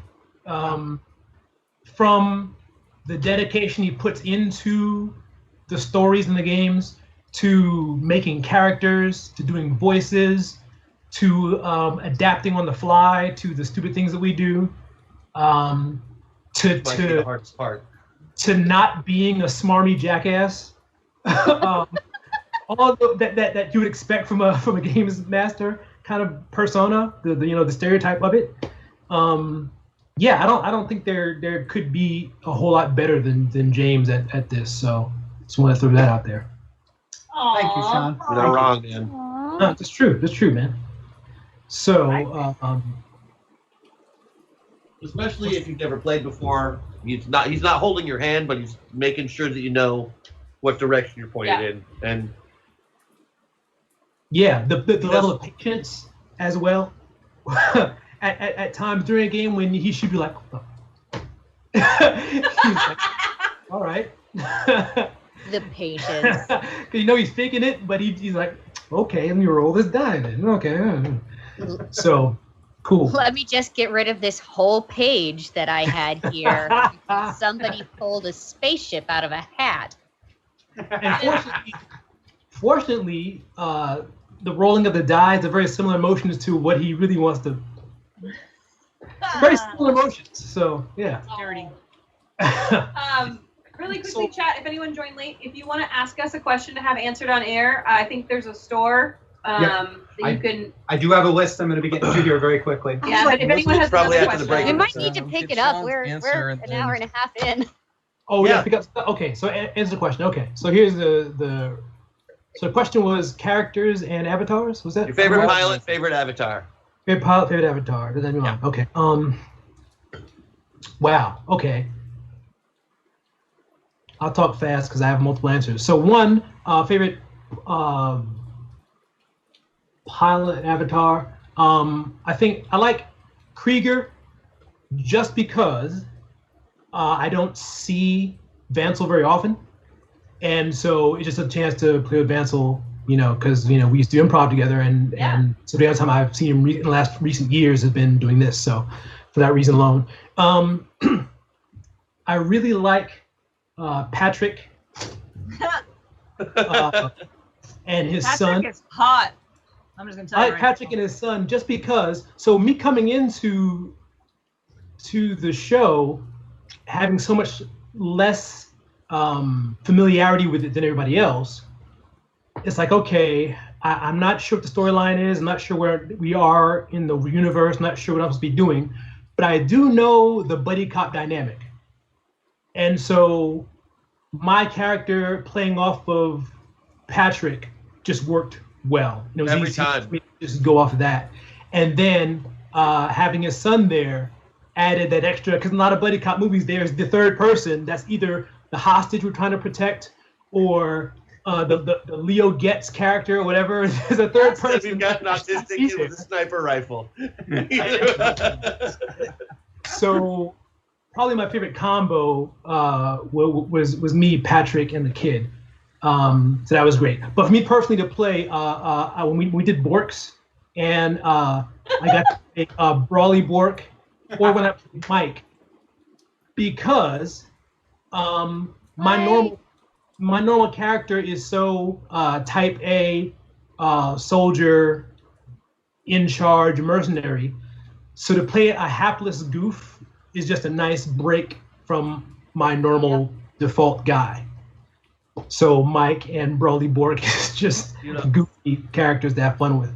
And Mike is such a direct correlation to Butch from season 1, because they're both just actually competent people who are just shit upon by everybody else in their peer group. Yeah, Mike was by far the most qualified and competent of that group of heroes. and just totally disrespected by all of them. Mhm. Because he's the fish guy. He got bit by a radioactive orca. I mean, he's not even a fish guy. He's an aquatic mammal guy. What do we have on? I know Merck said that list of questions and whatnot. Is there? What are the things that we should rip through on there? There's a bunch of them There's a on here. bunch. We can go through a bunch of them as quick as we can here. Some of them will be really easy. Like Merck asked us, where did 742 get Z42, the clone that was in the their whole clone rescue operation series of episodes? Which, for those who aren't familiar, Z42 was the actual body of the real Nick Krieger, the dead man. And that was part of a scientific experiment performed by Dr. Simon Lane, where a human body was sent to replace a power. And they don't know where it went, but that's where it went. There you go. What's Dead that? body showing up. Next one was another one related to that one. Was the Trinity comprised of clones, either wholly or in part? None of the Trinity were clones. They were all actual birth people. Another easy one. Who was in charge of the cloning programs on 742? Well, there were numerous administrators. Essentially, the Trinity was responsible for the cloning process. Which is also the same answer for our next one. It's a lot of 742 questions. Yeah, I think she did them categorically. Who decided to send Zenda to the work camps? Administrators who are directly answered both by the Trinity, once again. Don't be sorry. Let's see. What is the connection to 742 and Prime beyond it being Prime? Well, you know, in the 700 series of metaverses, we got to showing that they were all dark versions of some of the metaverses we had been to before. Well, 742 is the dark version of Metaverse 42, Prime. Regular? Yeah, in fact, the Trinity was dark versions of Crash Jackson and some other characters. Yeah. I don't think I was ever in 742, right? This is all sounding very strange and new. I don't think you were. No. Yeah. Okay, so this is my face right now. I'm like, what? What are these questions even? I don't even know what they are. What was each Class 4 pilot's glitch? Ooh, okay. Oh. So, obviously, Nick's glitch is that he did not have a body. In case you're wondering. Fair. That's an easy one. Thomas. Thomas was a ghost. Yeah. Thomas was a ghost up until he was basically resurrected by chat and magic, and yeah, he had like we really Frankensteined Thomas. I was back. really bitter when Thomas came back to life at first. I'm gonna be honest. I liked being invulnerable. It was kind of nice. Yeah. Zenda, our other Class 4. For him, the metaverse was just thinner around him, which is why he was always pulling objects from other metaverses, because it wasn't that far for him to reach somewhere else. What was The bigger I? it was thin. 3. I was a 3? Yeah, you didn't have a glitch. You were perfect. Don't worry. You and me were 3. They try to sell it to us like we're perfect, but we're not as powerful or as different as the other people. Well, you're more powerful than most of the Class 4s. Bruno is the fourth Kidding. Class 4. Bruno became a Class 4 in the Dick Ramsbottom scenario because his avatar, died while he was still alive and in said avatar. Yeah, and he was really only like a Class 2 before that. He couldn't have bonded an avatar otherwise, except that that's what made him a Class 4. Whatever. I I'd still feel like like I to, was super powerful. throw out- I could call on Eliana powers or bombshell powers. You were Oh, very yeah. powerful. You're great. I was just being a dick. Specifically also in that category is clarify Class 4 in general and or what it meant specifically for the Class 4s on the show. Any pilot Class 1 through 5, essentially, that has a glitch to them is a Class 4. Yeah. The majority of these glitched individuals who we saw as non-player characters, it was a disability, a setback, a disadvantage, a problem with the way they connected with the metaverse that made it so they didn't have the same connection as others. Wendy Gates and John Rhodes, both Class 4s. Yes. Next question. What exactly was General Jackson's power? Prophecy. Yes, prophecy. When was he in Meta End and for what? General Jackson? Yeah. For a meeting. He was there for a meeting. Which also answers how did he get out? The meeting ended. Oh my god. This one's for Christian, I think. Okay. Who would Zenda have ended up in 668 if he jumped with the rest of the team during season 4? What would his avatar have been? Oh. Oh wow. I have a theory, but I don't know if it's true because, Christian makes most of the calls for 668. I think he would have been Armor Guy because they're both a couple of assholes. Yeah, he definitely would have been a good fit for. Zenda? No, And Zenda in partially 668? metal. I would have had him go into Griefer in a heartbeat. I think Zenda would have gone into Griefer in a heartbeat, and then they would have been stuck working with Griefer, and it would have been hell for Hex. That's what would have happened if I was running the show in that point. I love you, Maggie. He could have easily have been a Reddit lad, however. I hate True. you, Chris. But we killed Every most. fiber of Didn't my kill, being right now. Whoever he would have ended up, his superpower would have been guns. yes, exactly. Because otherwise I would have said happy camper. What's the deal with Crash's mom? We didn't talk about her. Who is Crash's mom? Mrs. Jackson. We never talked about her. She's like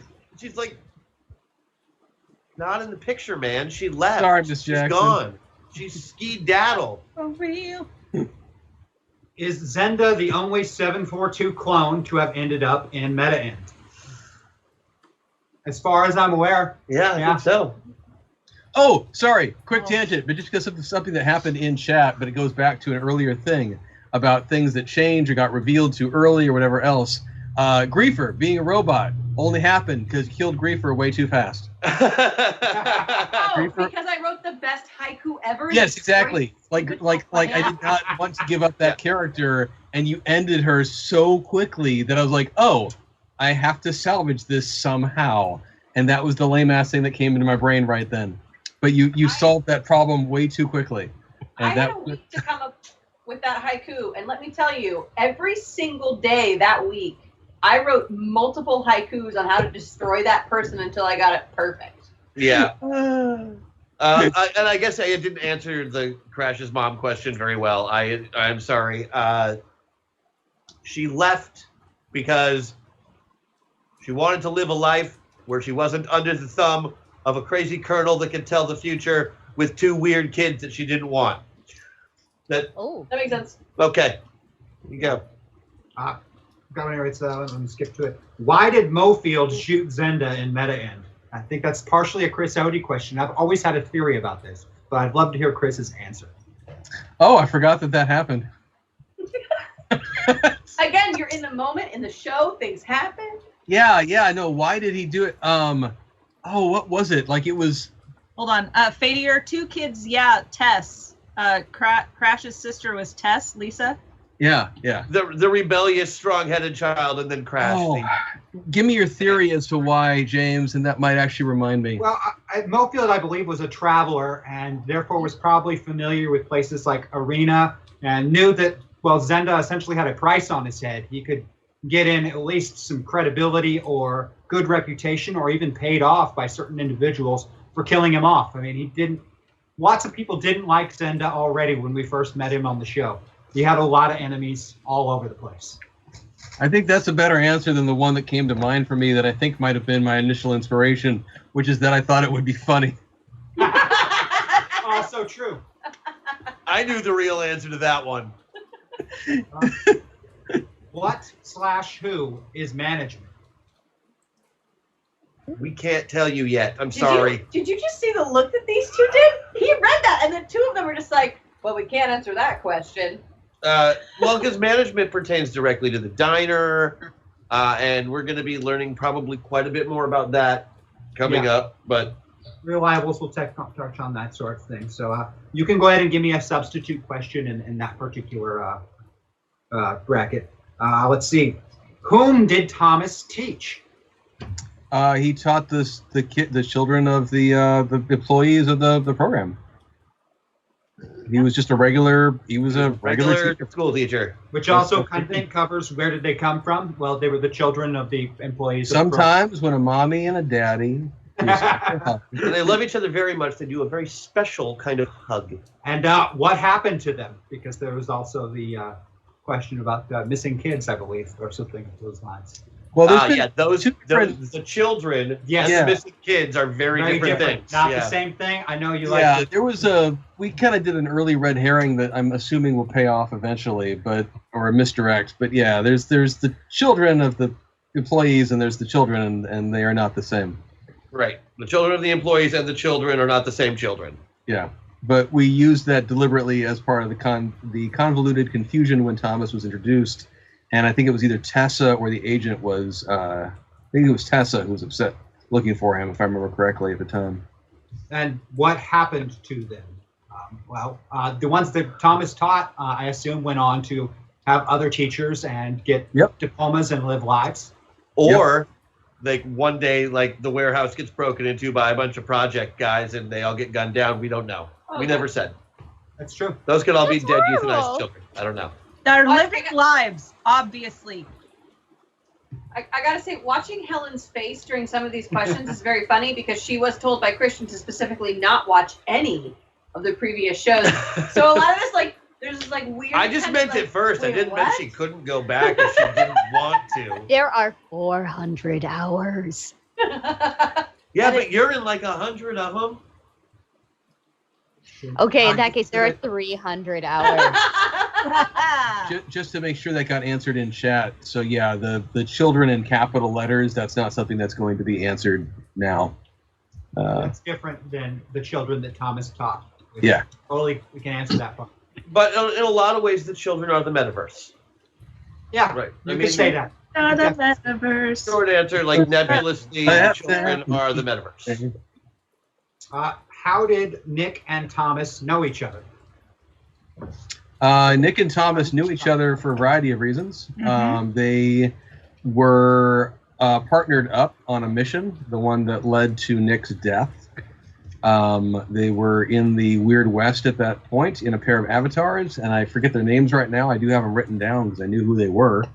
But there was basically a shootout in which Nick had been instructed to wait for backup.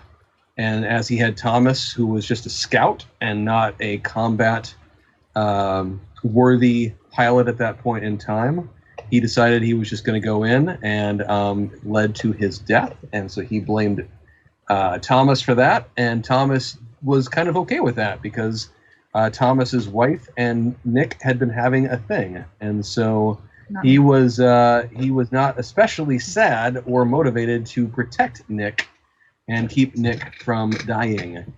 But Nick's death in the metaverse coincided with some shenanigans in his pod, and that was part of what led to Nick glitching and being lost, and all sorts of fun things happened from there. Yes, Bat Masterson. Thank you, Merc. I forgot about that.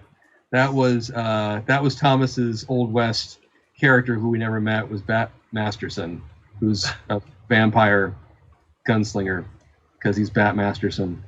Get it? Get it? Dad jokes for the win. Thought it was funny. It's good stuff. Yep. And Morgan Earp. You're right, Burke. We did have that conversation. Thank you for that. I think we're going to take a quick 5-minute break, and then we're going to be back for more of this. And we'll get through the rest of your questions. And maybe you have some more, and we'll talk more about fun stuff from Metaverse. But we'll be back in like 5 minutes, everybody. So stay tuned. Yep.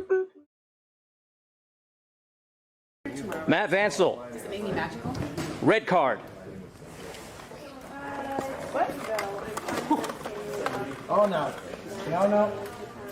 So you're out 5 minutes because you said by 5 p.m. Wait, actors are like chili. By 5 p.m. they're shit.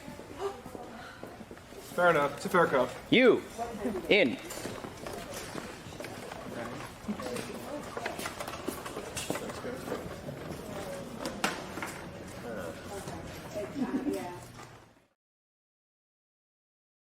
The following is a paid advertisement. You all had the stew? Mm-hmm. Okay, Yeah. I need everybody to make an easy constitution check. Are you kidding? You all rolled ones. That's okay. It's just stew. They serve it at the inn all day long. No big deal. Should be fine. Okay. What? What? Your entire party dies of dysentery. Gosh. We have builds that should let us survive that, but our dice betray us. I wish there were a way to show these dice what we really thought of them. Has this ever happened to you? Your dice just hate you. You've tried everything to get them to roll well. That's right. You can do this. Just let me know what you need. Massage, bubble bath. You could go on a date after this. Yeah, Chuck E. Cheese. Seducing. Hey, come on, baby, don't be like that. We're together. And the mood is right. Reasoning. You are a 20-sided die. The odds of rolling a 1 are 1 in 20. Now, the odds of rolling 5 ones in a row are 1 in 3.2 million. Why? Why are you sucking? Stop sucking, please. Threatening. Oh, really? You think I won't do it? I've done it before. I've done it before, and I'll do it to you. And even dark offerings. To the gods of blood, I offer you this sacrifice. Then you need Die.Club, the ultimate in dice retribution services. Here's how it works, and some testimonials. So the best thing about Die.Club is that they fit the punishment to the crime. For example, my rogue walking down a dungeon corridor. I roll a spot check. I roll a 1. I fail to see the gelatinous cube. I walk into it, get dissolved completely. Oh! Damn you, Die! All I had to do was jump out of a tree. I had max ranks and tumble. I rolled a 1. For a long time, I was just angry at the dice. I wanted to punish them, myself. But it's too hard. It hurt my hand. It hurt the tools I was trying to use. I even ate one of the die one time. I had so many ranks in balance. So many ranks in balance. A suspension bridge over a pit of lava. I failed the roll, obviously a 1. So, I send my die off to Die.Club. Now my die is sitting in a jello mold in someone's refrigerator in North Carolina. Thanks, Die.Club. Take the offending die. Place it and seal it in the provided envelope. Mail it off to Die.Club. I put my die in an envelope and sent it off to Die.Club, and a week later I got its mangled corpse after being put through a wood chipper. Now I have time for my real friends. My Sailor Moon body pillow and I have gotten very close. It wasn't just the feeling of satisfaction I got knowing that my die had been utterly destroyed. I got back together with my girlfriend. I got the idea to get that bike tire repair kit, and I haven't had a herpes outbreak in 5 months. Who knew how good my life could be thanks to Die.Club? Thanks to Die.Club, I don't have to put myself in danger to put my dice in danger. Everyone likes Die.Club. Thanks, Die.Club. You gave me the vengeance I was looking for. I recommend it for everyone. Die.Club worked for me. And me. And me. And me. Go to Die.Club today. That's Die.Club. Hurry and visit Die.Club. There's nothing like the amazing new Die.Club. In case you missed it, that's Die.Club. Die.Club. It's a club where die. Act now and you'll be able to visit Die.Club. Nothing beats the original Die.Club, the same reliable Die.Club your ancestors used. You too can visit Die.Club and experience the magic that is Die.Club. Die.Club. It's your home for dice-related justice. Knock knock. Who's there? It's Die.Club. Don't forget about Die.Club. That name again is Die.Club, spelled Die.Club, and available only at Die.Club. I'm probably going to be wearing a colostomy bag the rest of my life.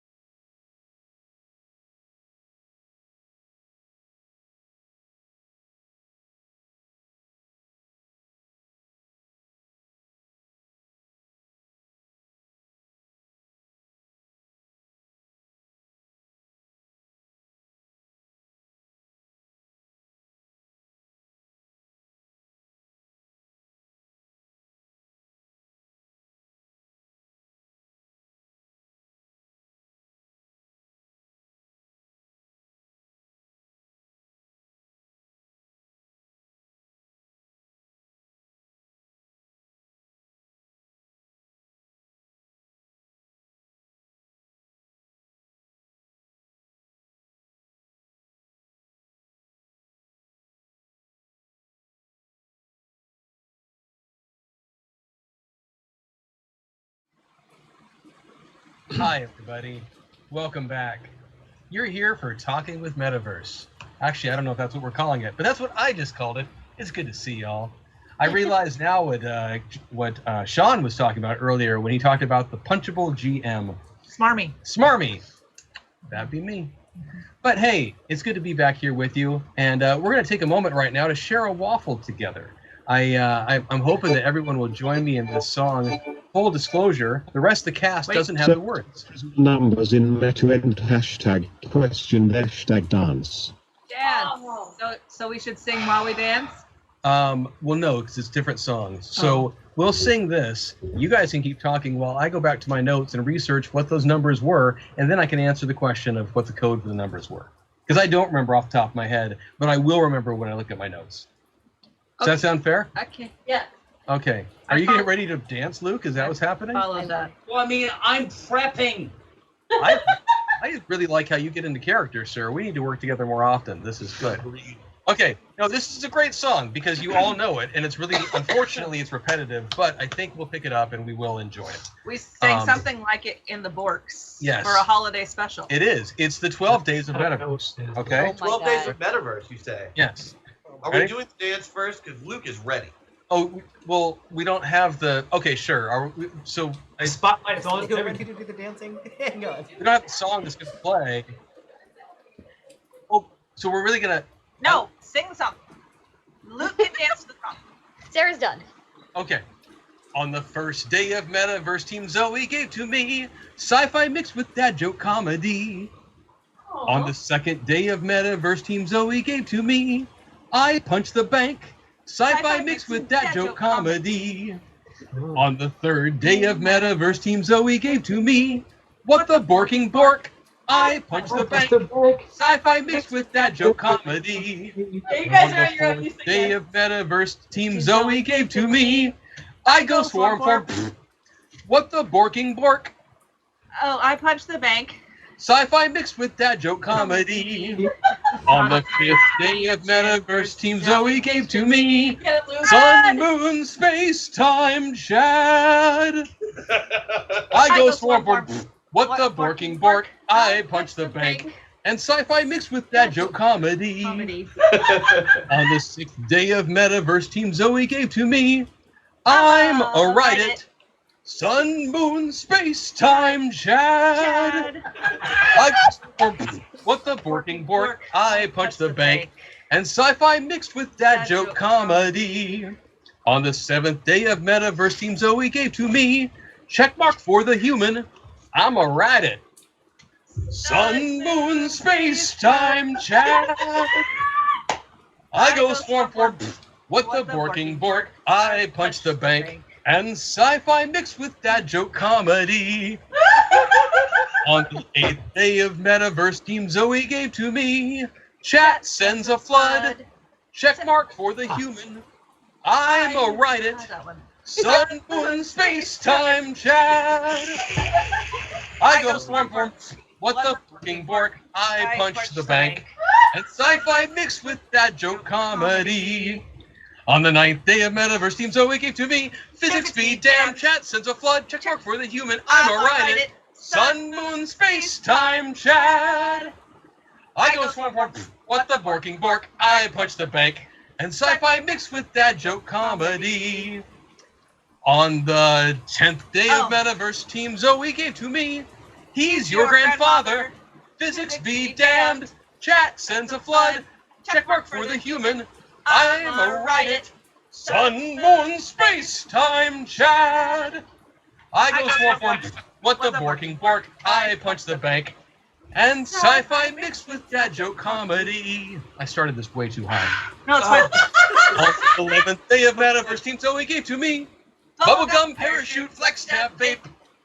He's Your Grandfather, Physics be damned, Chat Sends a Flood, checkmark for the human, I'm a Write It. Sun, Moon, Space, Time, Chad.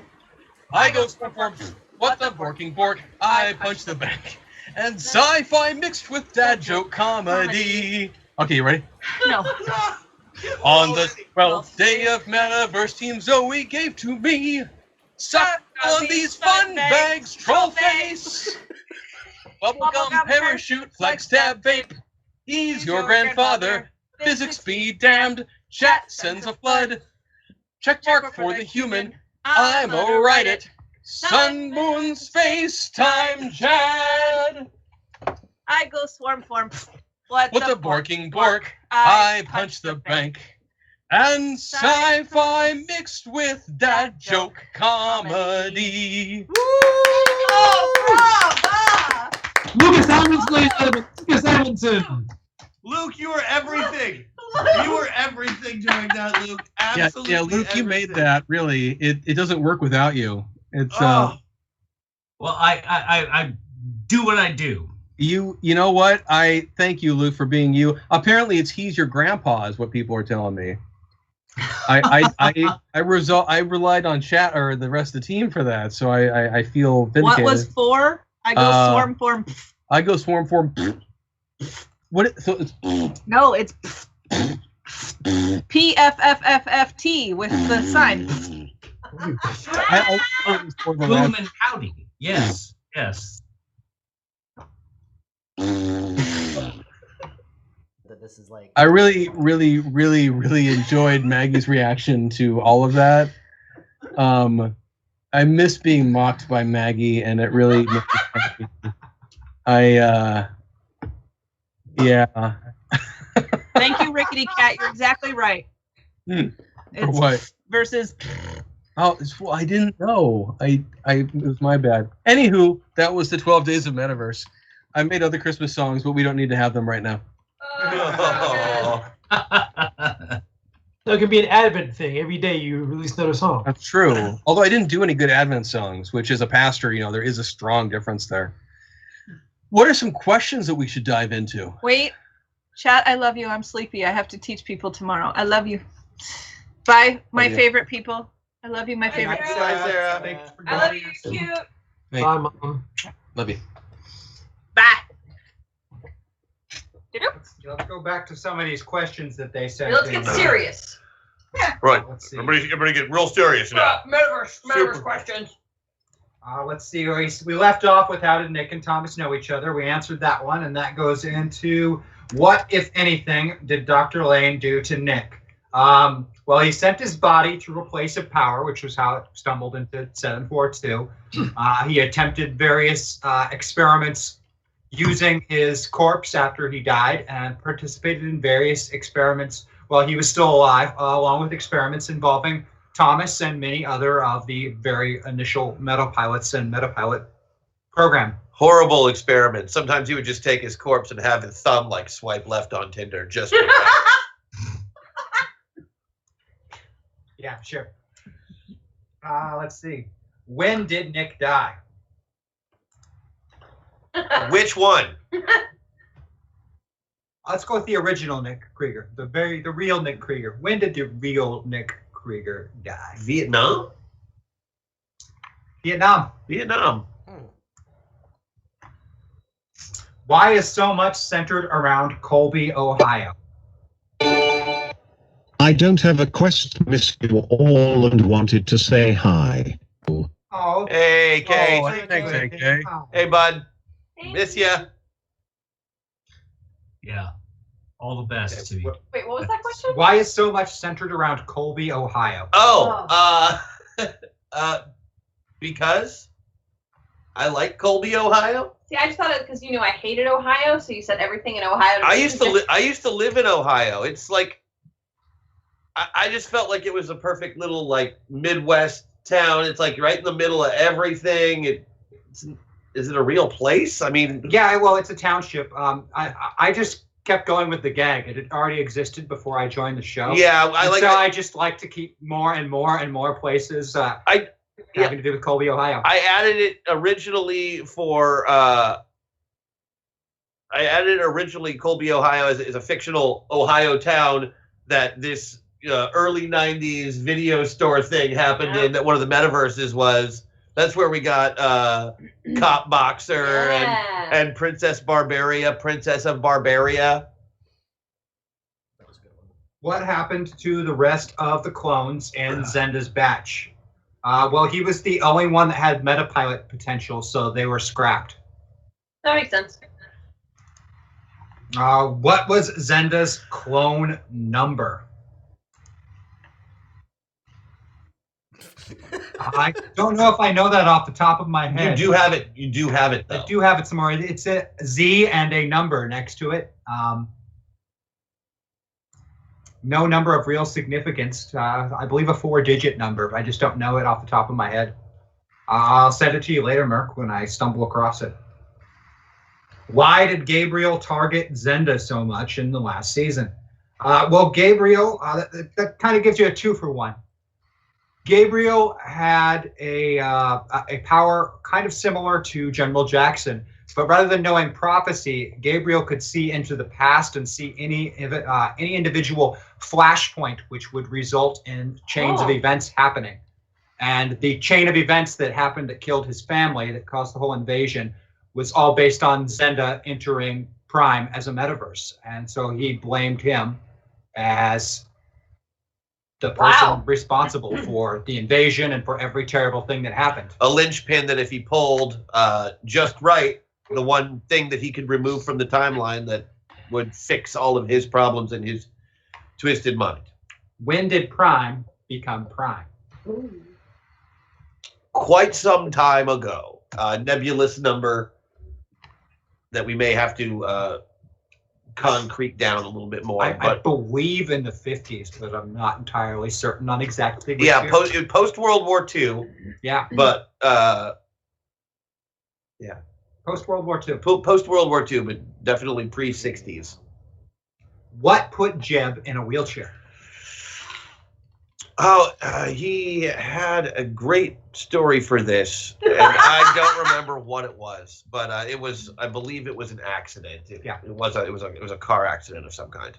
It was after Vietnam. Yeah, well after Vietnam. It was in like 80s or 90s. It was after he already worked for the program. And those are all the questions that Mark sent in. Boom. What else you got? Yeah. What other kind of questions you got? Is that it? We so good at answering questions, yo. May I ask a question? Yeah, absolutely. Golden guns. That's all. Noted. Noted. When do we play that again?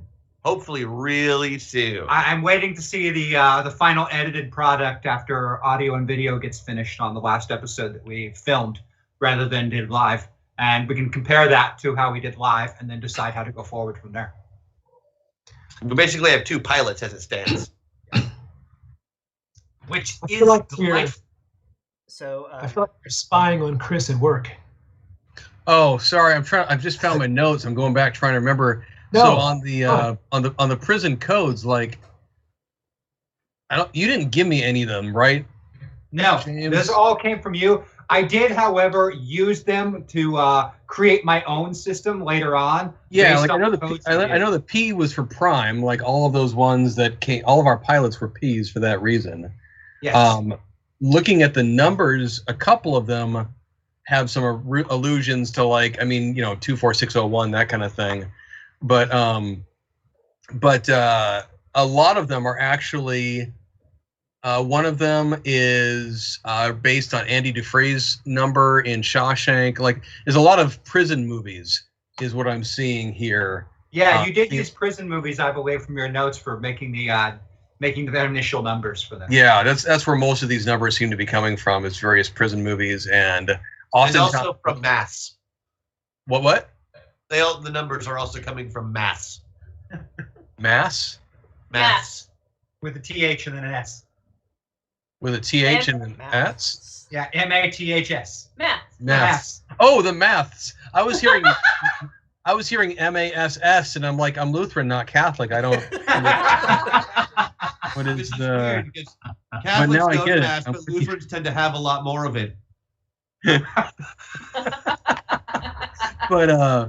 But yeah, that's most of us seem to be, and a lot of them are also related to historical figures with those numbers who had crimes related to what the people they ran into were in there for. Oh man, That's cool. That's deep as fuck. Yeah. It was. Yes, that's the kind All of right. worthless in joke that I'm interested in sometimes. All right, I got a question for everyone. What's your least proud moment on Metaverse? And I don't mean like bad moment. I just mean like where in that you made a decision and then after it came out of your mouth, you were like, I should not have said that. But here we are. Why don't you start, Maggie? I will start. It's when I was in the Space Princess universe and I made out with the Kiss Boy. Because in my head, before it happened, I was like, oh, like the girl who hates boys, she'll make out with the boy and it'll go great. I didn't know what was going to happen after, but in my head, I thought, it'll go great. And I remember saying I was going to do it, and I remember Christian looking at me and I was like, that was the wrong decision. The kiss boy, the kiss boy with the 2-foot tongue, right? I thought it would be a distraction. It certainly was. Or something, and it didn't go well at all. It turns out it distracted the entire adventure. It did. It was a bad idea. But a good memory for a fun Metaverse time. So I'm wondering if anyone else has any moments like that where they just said something and went, oh God, no. Helen looks particularly eager to answer this question. I can't hear You're you. muted, Helen. Nobody can hear you until you unmute. No one can hear you. Nope. We have no idea what Everything you're saying. everything you're saying is not coming through. Nobody can hear you. You're muted. There you Sorry, that was my fault. That was a very animated mime you just did. Yeah, no, what I said was Maggie asked that question and immediately I pulled out my Rolodex of bad choices and just spun it because I have so many. And none of them involve Bruno. That's what I love about we can always count on her to generally probably do the wrong thing the first time. Right? I mean, Hey, Helen, yes. for the 20-year-olds watching this show, what's a Rolodex? Okay, so it's a little box with like a central point and there are like cards in there and you put information and usually it's like people's telephone numbers, which actually you used to have like people's telephone numbers written out because your phone didn't actually. Anyway. That's a really long way of saying contact list. She turned into Janine Melnitz all of a sudden. Anyone else have one? But yeah, no, Merc is correct. Googling bad dragon while we were Don't do it. Don't. Doing that live on stream on your phone. live on stream. That was last Cyber Monday because I remember they were having a Cyber Monday sale. On Bad Dragon stuff. People were offering equipment for a bad dragon on sale. Hey, Christian, do you have one? I have several. What do you got? I've got a couple. Oh man. The first time I made you get up and walk away from the GM table, hands down, like maybe my most embarrassing moment on camera. I felt so bad. Definitely Oblivion Water is on the list, Fadior. Thank you for bringing that up yet again. So good though. No, that was fantastic. Yeah. So good. Terrible, but good. The first, like the actual first punching of the bank. Because do you remember how that went? Like Yes. I wound up and hit that thing with everything I had, and I didn't even set off the alarm inside. I think that was your goal too. Is you were trying to set off I the was alarm, just trying to shake it hard enough to set off the earthquake stopping alarm. the alarm or starting the alarm. It was something like that. Yeah, and you were like, "What do I do? I punched the bank." What? You were like, nope. I do not regret Tiny Titan. That was just a good bit that came out of nowhere and Tiny was Titan hilarious. was one of my favorite moments that ever happened. For those who don't know, we accidentally shrunk the entire team for part of an episode. But as Titan, I could grow to 10 times my normal size. So as a microscopic ant-sized dude, I grew into a giant Tiny Titan who was almost 10 inches tall. You got And attacked talked by in a little tiny fleas voice. and a spider, and Do the we voice, basically Christian, do did the voice. Honey, I Shrunk the Kids. Right, I was trying to set off the sprinklers for Riptide. That's what I was trying to do. That's what it was. It was just a horribly failed assist. Because Riptide had water powers, you were going to set off the sprinklers so that he could use his powers. Right. Yep. And that was a big no. I've got two. If anyone else does it, they come immediately to mind. Oh, do it, buddy. Yeah. Like one is a player and one is a GM. Like the player one, trying to save Zenda, trying to save I forget the world, but the world with the Fey magic and like all of that stuff. That was crazy that happened. Like I was just trying to prevent the pilot from dying, and I regret that because in the moment it felt like a good heroic thing to do, and then you took it and made it evil. And so I regret that. James, never. No, I regret that. Oh, it was you. The idea actually came from Christian to twist that into something evil. Yeah. I was trying to do something good and then got busted for it. Yeah, I got cited by Rhodes. Rhodes gave you that was your first meta ticket, wasn't it? Yes. He writes down his little paper, hands it to you. It's like you're gonna pay. Although but one thing I don't regret was making Thomas immune to Rhodes' tickets by making him evidence. Yes, so funny. But no, I think like as a GM, the thing that I'll never be able to get back, and it worked out okay. Like it totally worked out okay, but I'll never be able to get it back. Was Blue Streak and Migraine, and accidentally, like without intending to, kind of setting up a dark moment around consent and stuff, and I did not realize it as it was unfolding. And didn't realize it until some comment got made in chat, and I was just like, "Oh, bleep!" And that was especially like I would love that one back. No, I don't regret voting skill at all, Fadior. That was I'm so glad to have given Christian skills in voting. But no, it was because that episode we finished the storyline sooner than I thought we would. We were wrapping up. And there were some remarks in chat that were basically along the lines of it didn't seem like we'd ended yet, or like it seemed like there should be some more, or something like that. And rather than just go with it, I had this weird decision to, let's just make this scene go a little bit longer. Let's throw some more stuff into it. Let's add some more fuel to the fire. And like everything just kind of cartwheeled down over the last 15 minutes. That I did not intend or plan at all, and that's okay. Like it worked out, like everything pulled out story wise, but none of that was intended. Anywho, wow. Anyone else? Too many to even remember one. Because the thing is, so many of the things we do on the show are embarrassing moments. Yeah, it's true. Very true. I feel like Part of Merc fun. can probably come up with something that I regret, but I can't think of anything myself. I have a question for James then. In the same vein. So how about a moment where you had something really awesome planned out and it was totally destroyed and you just hated everybody? Every episode? I didn't hate everyone, but the best moment I could think of for that one was, in fact, when we had the episode with Lothar in it, and Thomas was skinny, and he used his Presto ability. They were supposed to go and capture a capital ship, and he just pulled a capital ship out of his hat using his Presto ability, thereby skipping like 2 straight pages of adventure notes I had written. It was so good. That was pretty fun. So I, on the fly, had to come up with, how am I going to have another hour and 45 minutes worth of material here?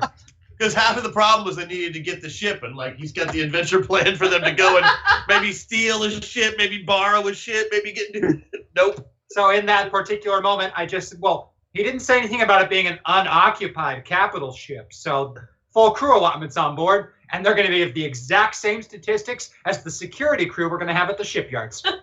Bingo. Exactly. That's how to handle it. Yeah.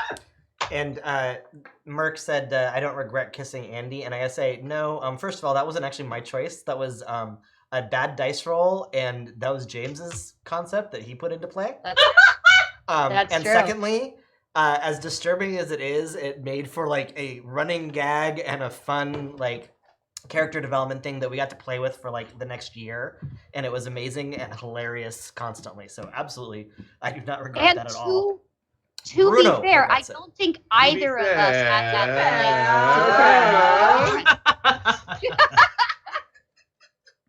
Yeah, no, I don't think Andy or Bruno were really there. Do you regret Brother Tiber's accent? Who's that? Who's that? Brother Also, Brother hi- Tiber was hi- Was in the Swordburst. cloaked guy. The only real accent I really had a crazy time with was trying to do Christian's accent, and I had no idea what to do, so I just tried to like make up every possible accent I could think of. Oh God, that was that the 007 verse? That was the 007, yeah. Oh my God, and I couldn't do it. I'm like, I have no idea how to do that. that And I've just become obnoxious, Christian, like, so Chechen gangster mixed with the bear from Family. No, Hank! Oh no, Hank! Right. No, Hank! With Baron Bad. yes. So good.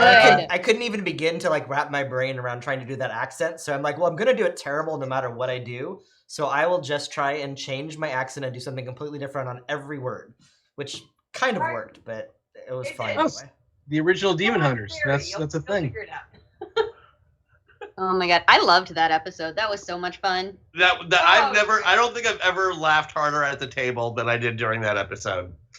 That was fun. You know, accent-wise, I really enjoyed the Irish world. I don't remember what we all That was were. fun.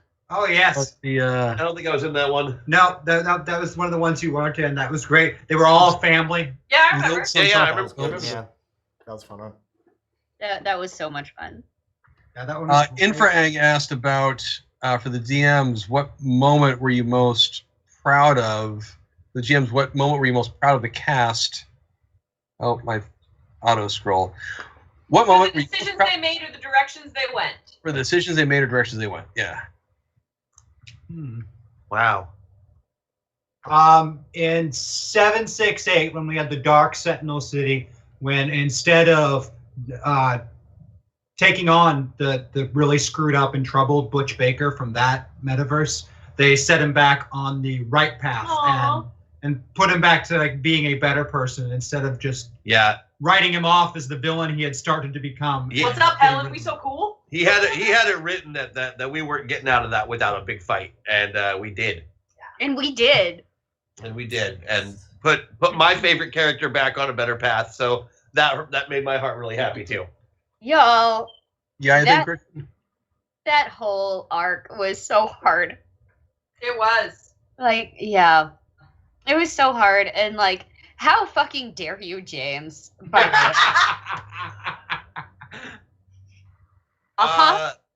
way. My Project Metaverse was always supposed to be about the bad guys from the very beginning. Yep. That's how we built it. The only wrench we threw in the works was we made Maddox McFernan a good person. Yep.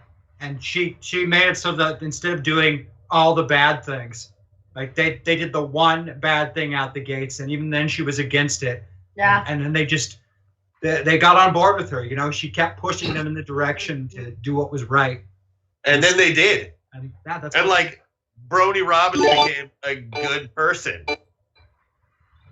Hashtag question that all hack attacks are in for Masters. Which hack attack was your favorite? Which pack story is your favorite? Favorite waffle? Oh. Okay, I'm gonna go through those on my own real quick. Well, while you think, I'll answer the cast moment. Okay. I think, honestly, I think one of the ones that comes to mind immediately was the. This is going to sound like a weird one, but I really appreciated how the cast adjusted to dealing with the lack of any real powers in the 80s alien invasion, which was kind of the whole point, was to create a world in which we already were seeing the effects of power creep on the show, and just like some of the fantastical things that people could do. I mean, Maggie's talked before about with Hex that, you know, one of the challenges in that character is that so often she can just solve any problem immediately with magic. And so figuring out how to like judiciously use that in a way that doesn't overshadow the rest of the team or otherwise mess things very up. hard on that. Yeah, and like honestly, frequently, despite the capital ship that James mentioned, like that's something I've often thought about with Thomas is like how to use that ability in a way that is creative and fun, but doesn't just ruin things.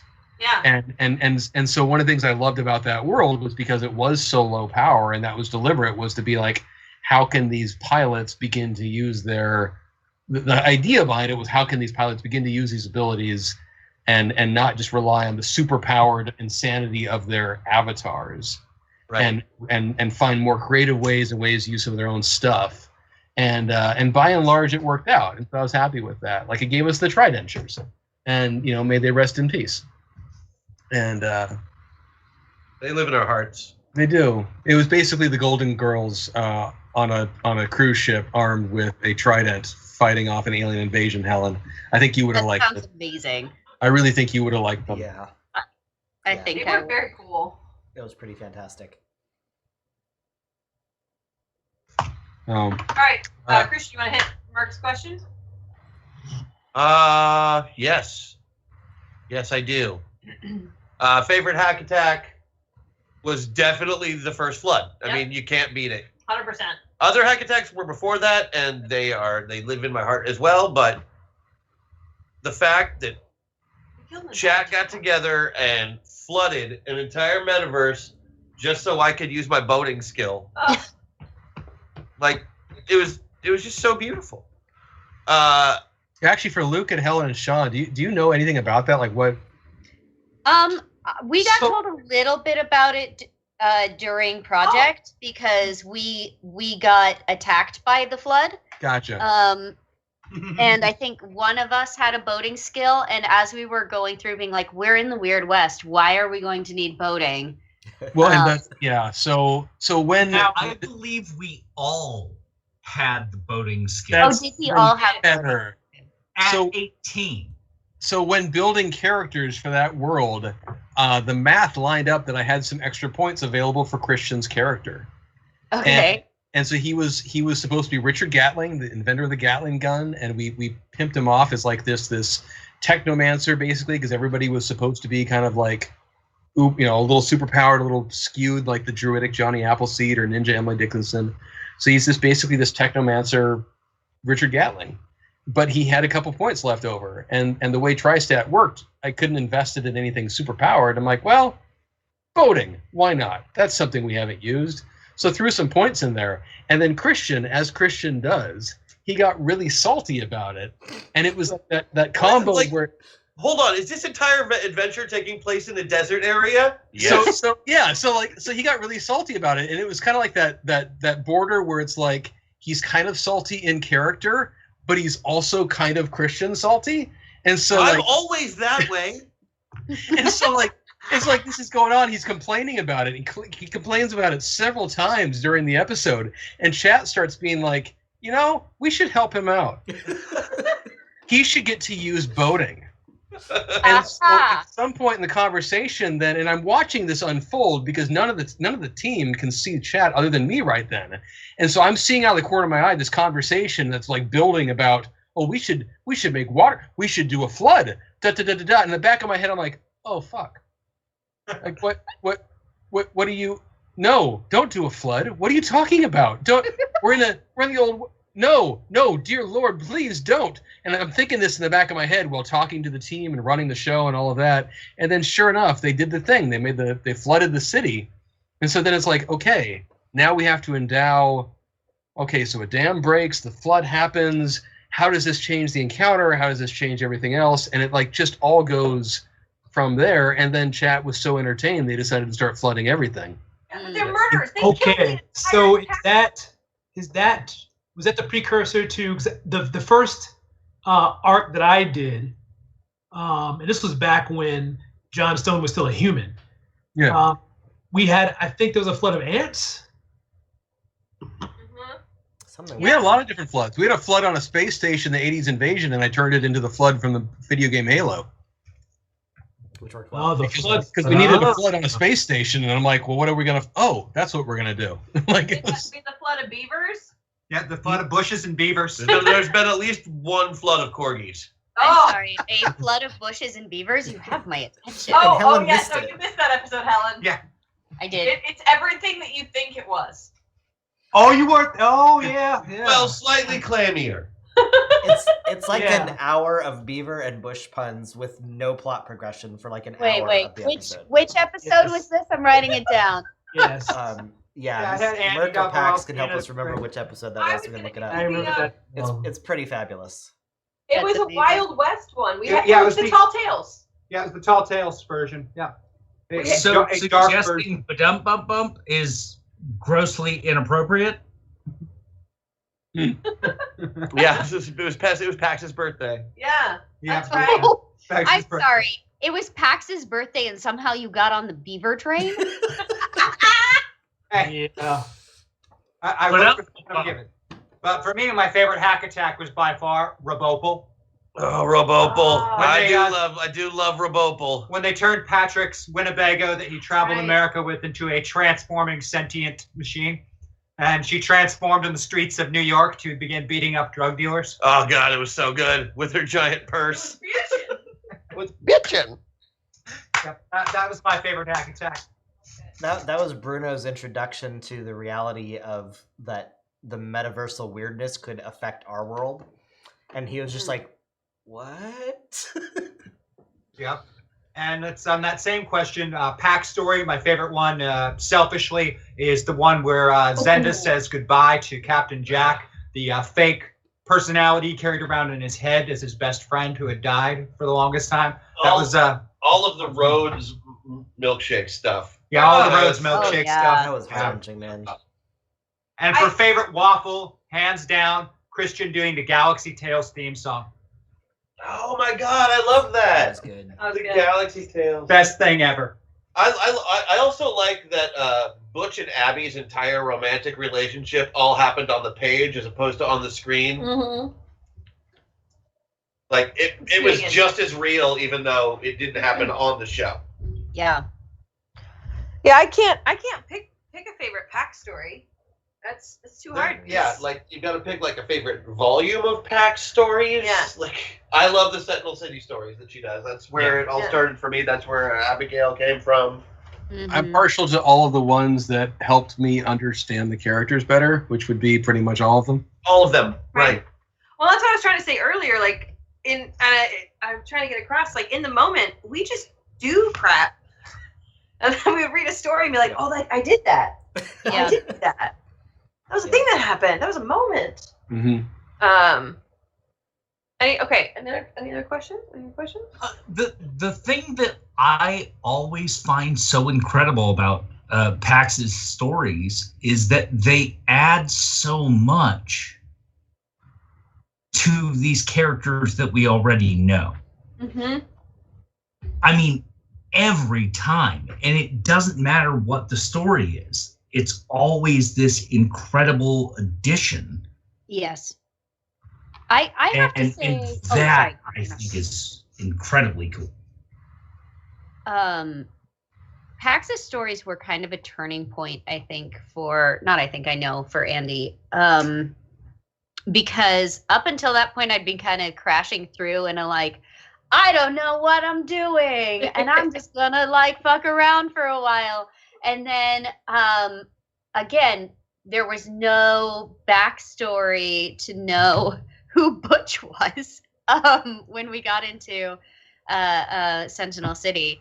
So that thank you chat moment about Butch, I had no idea what the fuck you were talking about. I had no idea who he was. And then I got, you need to read these stories.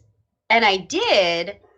And that's the turning point for me where the metaverse became so important and so real. And I'm gonna cry because of course I am. I called it. But when Abigail came to life and became real beyond just what I was doing, and of course she was real before I came in, obviously. But when she was introduced to me, it was like, oh, I'm playing Rita. I'm playing this, disenfranchised teenager who doesn't know what the fuck she's doing, and then to find out where she was going, and the history that they had, and just how rich all of that was. That's the point to me where it turned me into a crier, I guess. Welcome to the club. I don't know where I'm going with this, but Because before that, she was a cold bitch. yes, that. But yeah, so just lots of like I remember I was up on Whidbey Island and I was reading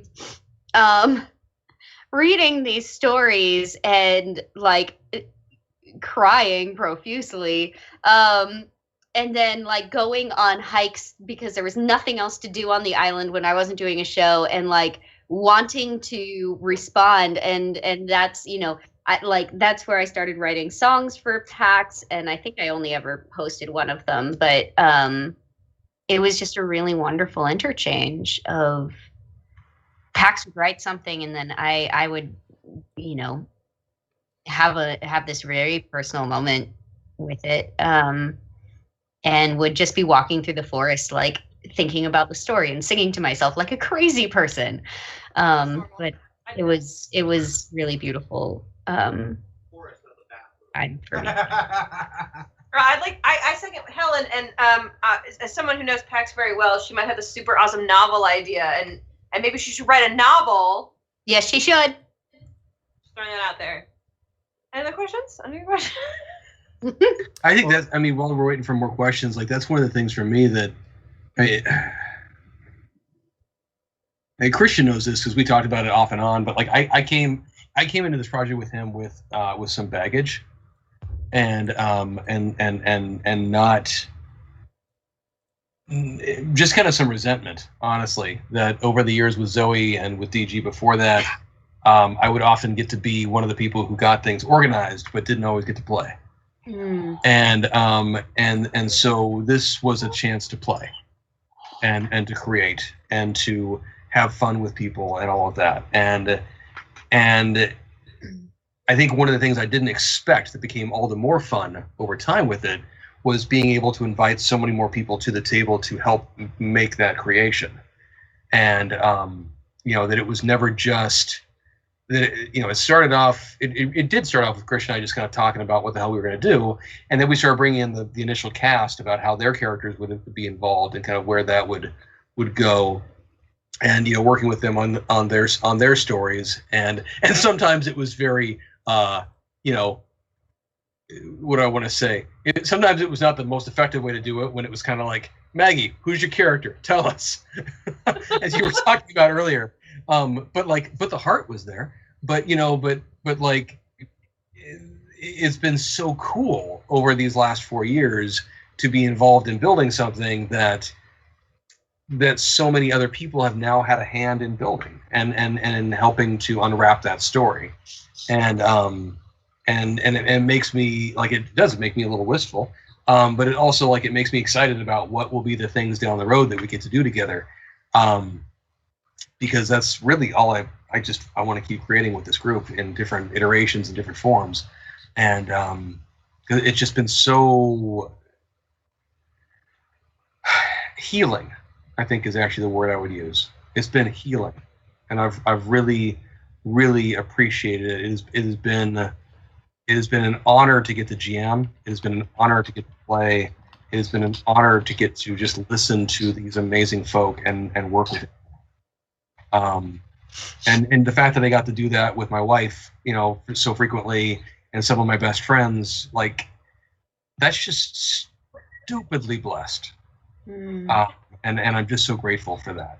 Like, I you know, it seems like a tangent, but it's not. But the folks who've been part of the Zoe Gen Con team have heard me talk about it before, that, like, I basically approach every year with the mindset of, you know, what can we do this year to make this year better, and what can we do this year to make this year, to keep it going, to you know, to make sure that this ride continues as long as it can, and if it ends someday, so be it.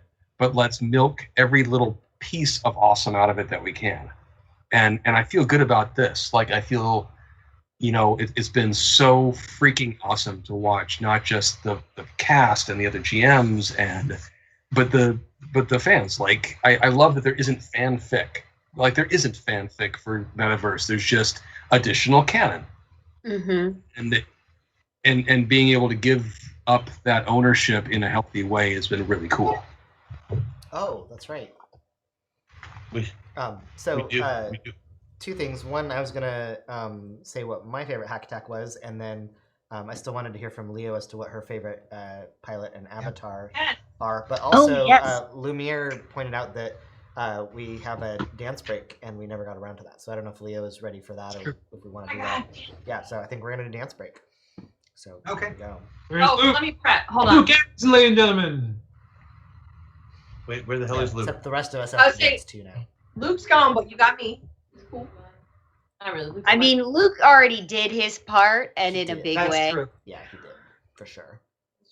Like Luke probably took care of what, half of that dance. I don't know. I'm Oh, more prepping than that. really good. No one's seeing it. That's all right. Leah's got, she's only got two hands, so there's not so much she can do. So she's got to set up the music and everything else. But so I'm just gonna say while she's getting the music ready, my favorite hack attack. I was thinking about it, and it's the letters that Milkshake. Oh, the letters were so good. The letters. The letters, the threads. So good, and like the different ways, like that gave us so many cool opportunities with like each person having a letter of like how we opened them and what it said and who felt comfortable sharing what and that kind of stuff was such a cool dive into the characters that we had like an hour of really meaningful, deep narrative storytelling, digging into those characters that, James didn't even have to write anything. He just let us like read letters and figure out how to interact with each other and what our relationships were with each other based on who we trusted to tell what about and to try and understand it. And that was just an amazing experience. Well, and I'm such a dork. My letter is still in my wallet. Yes. I carry it around. It's like a good luck charm for me. So yes. Oh, it's gonna make me cry. I think you mean romantic as opposed to dork is what you're going with there. That's the one. That's the word. So when you're on Whidbey Island singing and crying to yourself and you pull out the letters, I'll pull out the letter and I'll be like, "This matters to someone." I still have the Captain Jack drawn picture from Hellcat in the folding little locket on my nightstand. I got my Bruno keychain right here. You can't see anything, but Bruno, I promise. And The inside arm of my glasses just says Class 5. Yep. I'm all about Metaverse swag. You ready? I'm gonna Yeah, dance. I'm You ready got the music whenever ready you to play? guys All right. Hit it. Guess we're having a dance party, guys. All right. I'll let y'all stand. Here we go. Ready? Hang it all up. Hang on up, boys. There's plenty of wall space. Oh, jeez. Come on, James. What do we? I'll try. Our camera's slightly tilted down though, so you can't see your full head. You gotta kind of like squat and engage those thighs. Yeah. All right, here we go. This is not me singing it. It's you singing it. It's not Joff Mibbs. Hang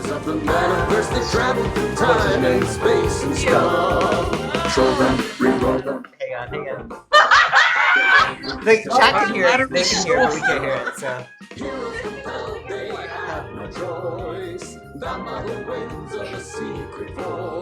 Oh. Masters of the Metaverse, Masters of the Metaverse.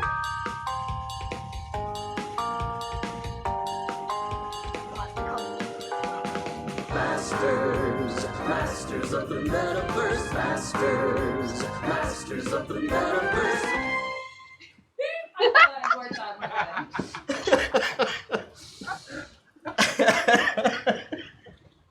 That was great. Sorry. Please go make us Oh, you know how to do it now, Leo, do ya? Oh my goodness. If we were going to go back, I think one of my favorite waffles was one of the ones that Christian did about I think it was like a goblin who wanted to be a hero. Oh yes! I There's the Grumbles. This is the song of Grumbles. I love Grumbles. That was so good. Yes, the Ballad of Grumbles is one of my favorites. Oh. Forgot about that one. I have not. I actually told somebody about it recently. I love that. Yeah, could you clip? Yeah, I want the audio because I don't remember even how to play that. I would like to hear that song again because that's the problem with waffles. It's like You write them on the way up. I write them usually on the way to the studio, and then I never hear them again. Yeah. Ever. In and out. So, like, I will say, for any of the fans out there, anybody who's watching that wants to do it, I have always wanted to get a collection of all of the waffles, like, somewhere where we just have, like, a list of the links. And if we had a list of, like, where all the waffles were so that I could go and find them without taking hours and hours of time, I would love to put those in as clips for, like, future shows that are coming up for, like, our breaks and things like that. We can totally use those and create that. So if we've got that, let me know where to find that, and I will totally put some stuff together so we can see all the waffles again over time. Merc says she's got some of them done, so awesome. Like I've also of the opinion that although Masters of the Metaverse is done, the Golden Waffle has not seen its last day. Oh, absolutely not. Now that we have some Leo noise, though, could we get Leo's favorite pilot and avatar? Also, could she sing us a song? Could Leo? I need preparation. Oh No man, that's so pressure. hard. Which one of us is Feel your like- favorite? No big Yeah, deal. yeah, you have to choose now. I have to say Mark. No, actually, it's not Mark. I'd probably have to say for pilot. No, seriously, no.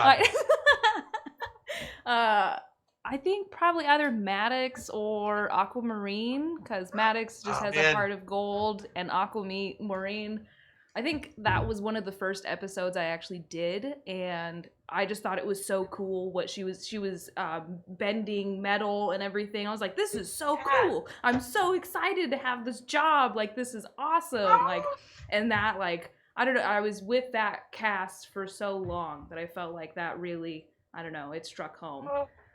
Yeah, for sure. I love that. Yeah. And thank you for giving some Aquamarine love. Yeah. And then probably for Avatar, probably Hex Destiny. Just because Right? like, yeah, if I were a meta pilot, I think I'd probably stick to her. And I thought it was really cool to have a character throughout the show that I felt like I could kind of see myself as. But yeah. So, Leo is our Hex Destiny. I love that. Hex is hope. The other question, Leo, how did they phrase it about how you first got talked into the show, or how you first came to be part of the show? Oh my god. I'm just curious your perspective on that. So for me, I think we were doing Soda Camp together, and you were like, hey, I know it slows down in the winter, so maybe in the winter time I could give you training for something you're not very familiar with, and video.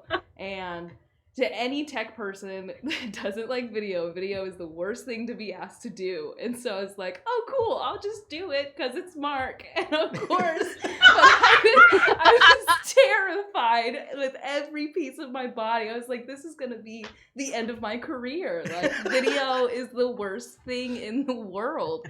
But then I came to the studio and I was like, what? I'm going to Fright House. This is so strange. And I was so overwhelmed. I was just like, this can't be one of my jobs. Like, this, what? It's like I'm working 2 other jobs already, and then here's this.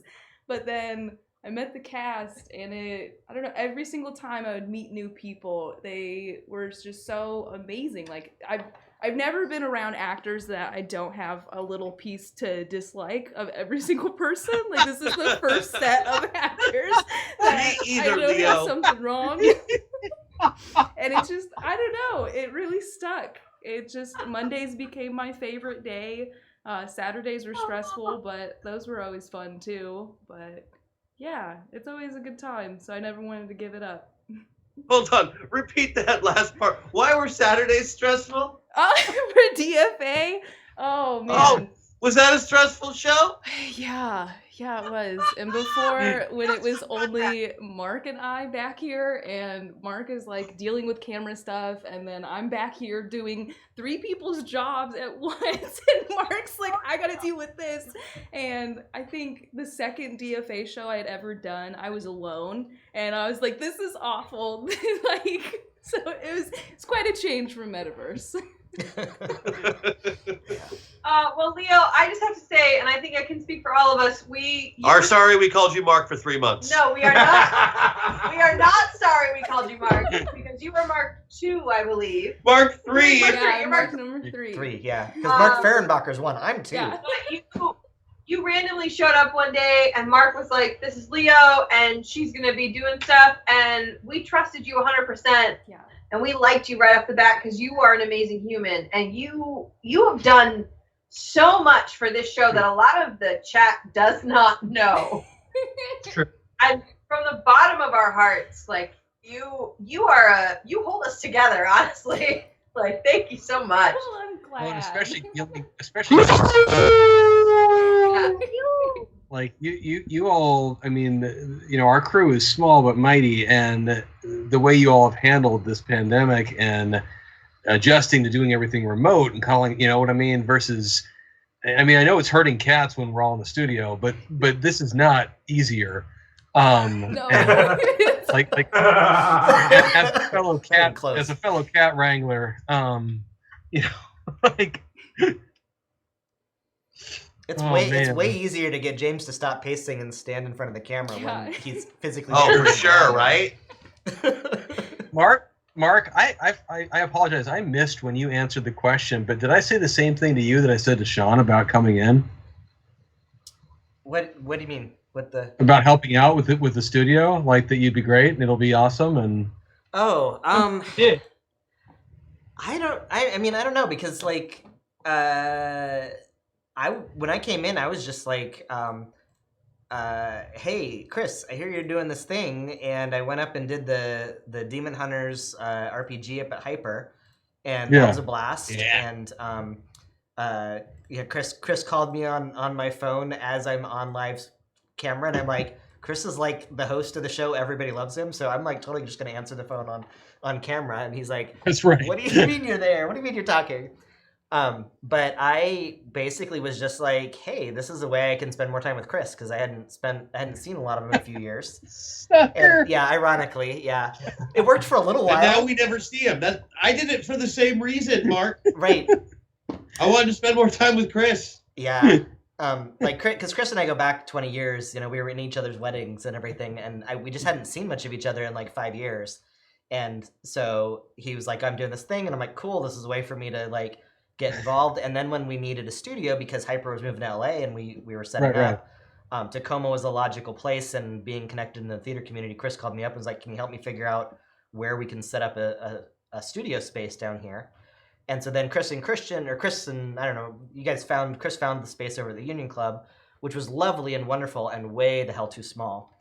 And so then I was like, okay, let's let the tech guy find a studio space because this is a cool space, but that's not how lighting works. And so then Christian helped me find this place at Freight House Square, which is amazing and lovely, except for the train noise, which got louder, by the way, in the last 2 years. Like, we had a whole year of it being really quiet, and then all of a sudden, the trains started honking their horns every 5 minutes. But yeah, for me, I was coming in to want to be able to hang with Chris some more, and several of the other people too, like Christian being involved and Maggie and everybody, and when we got Sean involved, all old friends that I'd known for years and hadn't seen enough of. And then I was really like, hey, this is something interesting and new, and I always like to learn new tech stuff. And so Mark Fehrenbacher was great at teaching me, to give me the role of being able to fill in for when he needed a break so that we had somebody here. And then it turns out he needed a break forever. And yeah, and so then it kind of ended up falling on my shoulders, and I was like, it was at a time in my life when I could take that on pretty effectively without it being a problem, and it became a regular thing. And then I'm like, okay, now I need tech support so I can have a break. And I'm like, who do I trust from my former students at Soda that's smart enough to figure this stuff out, that could just like run the thing and I could leave them? And I'm like, all right, Leo. And also won't steal because, it's Tacoma. Also, No, I teach at Soda. That's not so much an issue. bathroom, right? Though, like Oh, the porn bathroom? the porn bathroom. Like we all missed the porn bathroom from the first studio. Union Club had some really cool aspects of that, and I forgot about that bathroom. The Yeah. porn bathroom is the thing that Christian showed me before he showed me the system. Like, I walked in, he goes, "Have you seen our porn bathroom?" And I was like, "No." Does it have to do with the game? He goes, No, come here. No, you don't need to see the computer shit. Check out this place where people obviously did cocaine. Probably I got a memory of like little photos of Christian There's in a the giant bathtub. reflective purple bathroom with a mirrored ceiling. Nothing nothing suspicious about this. There room. were okay, I'm sorry, but the big onyx colored bathtub that was like that clearly nobody had used in 20 years, and yet there were still like handprints on the wall at standing level. Really? Hey, maybe somebody got arrested there. You ever think about that? Yes, That's Yeah, very likely too. I've never been arrested in a shower before. Find that picture. Well, it would be the same effect. Hands against the wall and spread them. Same thing. I don't think that was why she put her hands on the wall, or he put his hands on the wall and spread them. You don't know. So to clarify exactly what we're talking about, for those of you that weren't around at any point, we may have discussed this on camera. The venue that we were renting a room in, is currently the Union Club had set up for people to basically come in and inexpensively have an office and a phone and things like that. And it's a pretty nice space. But it was at one point a whorehouse. The building itself was a whorehouse. In Yeah, it Tacoma was and David's known- on Broadway was a very David's on famous. Broadway, and Gentleman's Club. like No, until steakhouse. yeah, It until was like a the steakhouse. 70s or 80s. Like it was still actually a functioning whorehouse, like in the 80s. In the My early band played their very first show at that place. 80s. Nice. People said, That's a weird gig. Yeah. Yeah, it was. Weirdly enough, my dad got us that gig. Okay. Is it really that weird though? Or you can do show it on the internet? I don't understand. Oh no, okay, bad idea. But yeah, so the room that we were in was like literally had an attached bathroom that had a bathtub, massive, huge, wide bathtub that was all With like a large sitting area. Yeah, large sitting area, big, huge black tile everywhere. Beards on the ceiling. Chris was very innovative and built some shelves over the top of it, and so our storage area for the entire studio, all the boxes and everything that wasn't in play was all stacked up on top of the bathtub. So it was not functional or usable. I don't know if it actually even turned on, but The shower or the bathtub? Helen, can you do me a favor and just back me up that like I wasn't taking every actress who worked on the show and saying, "Hey, look at the porn bathroom," as soon as they walk into the studio? No, I was special. Yeah, you were special. Like, Because you're good I friends. mean, I'm pretty well, sure yeah, Kristen and the said first the same thing, thing to like, me. and when we first met, like, we did Rocky together. She was Janet, and I was Frankenfurter. We just automatically have, like, the type of friendship afterwards, like, where we've seen most We're of each like- other's butts. I did not Yeah, know this- you were in that show together. Yeah. Yeah. Oh my gosh, that That's was how we met. oh, that's fantastic. Christian was so excited about that show. That was like a dream come true to Now we know finally. what? But, and Chris, this is Sounds before fun. Christian and I were dating. Oh, I remember that time. I remember before you guys were dating. Right, but like we started dating during Rocky Horror. Oh man. That's why I remember it. I saw it like 3 times, 4 times, 5 I tickets. I did not see the show. I definitely remember when you two started dating because, as said at your wedding, I was so concerned that Christian was going to mess things up and I was going to have to not get to play with him anymore because we would kick him out and you would stay in the group. That's so not true. But yes, thank you. Yeah, it is. I think Helen has a waffle for us. She's been waiting. Oh to do. yeah. Oh, we should probably hear it since it's almost 9. Yeah. Yeah, I guess Well, so. Okay. wait, actually, just because you're here, just to throw him under the bus, has Ben given you your video yet, or should I start bugging him about that? Oh, no. Still don't have that wedding video. Okay, good. Amazing. Okay, so this is something that I started writing 2 years ago, and never actually finished. However, y'all keep referencing it like I did ever play it for you. So this is for James 100%. But we're all, or at least everyone that I played with, is in this as well. So started off with good intentions, thought I'd play a couple sessions, floral shirts and funny voices, roll my eyes at player choices. Now I find I'm stuck thinking, what the fuck? Oh boy, this is my cast. They're loud and unruly and getting off track. Oh boy, this is my game. Don't know where it's going, but I'm gonna drive these fuckers insane. Vanessa's off seducing while Christian is off inducing everything to explode. Sarah is undismayed as Jess is hiding razor blades where no one would think they'd go. Luke starts to pontificate and Andy says, hey, that's great, but here's some innuendo. Ethan might run away, but Matt Mansel's here to play with his serious face on show. Oh boy, this is my cast. They're loud and unruly and getting off track. Oh boy, this is my game.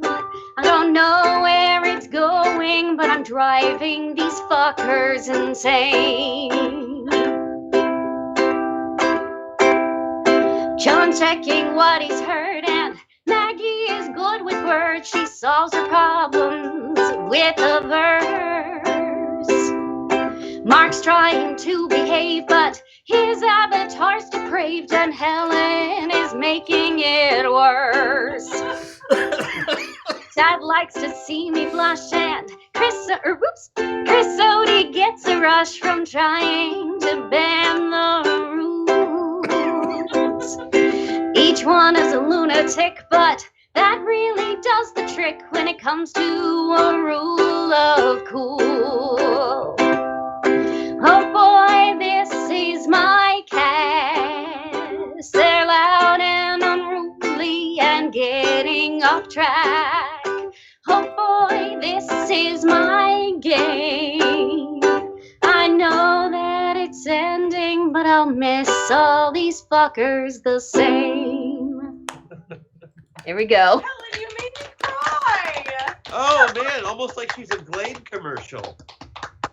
That was so beautiful, though. Good Thank you, song. Helen. There was Good so much song. heart. Thank you, Helen. Thank I you, love Helen. you. It only took 2 years to finish. It's fine. Sometimes you gotta wait for the good things. Exactly. Well, the thing was, I started it and I was so excited about it, but that was when I thought we were only going to do 3 episodes, and then I kept wanting to like add things to it, and then it was just too much. And so yesterday I sat down and I was like, what do I even do? And I messaged James and I was like, give me a rundown. What does each of the players do? What is the thing that sticks out to you? And so like we just had a conversation back and forth where he's like, I don't know, Ethan runs away a lot, and I was like, going in the song. So Nice. but yeah, I love you all so much. We love you too. Love you too, Helen. Yeah. Oh. Anybody have anything else they'd like to bring up or ask anyone Yeah. before we get to the end here, which You know, we do owe one more waffle for Jess for her. I like to point out, and I think people are thinking this but don't want to say it.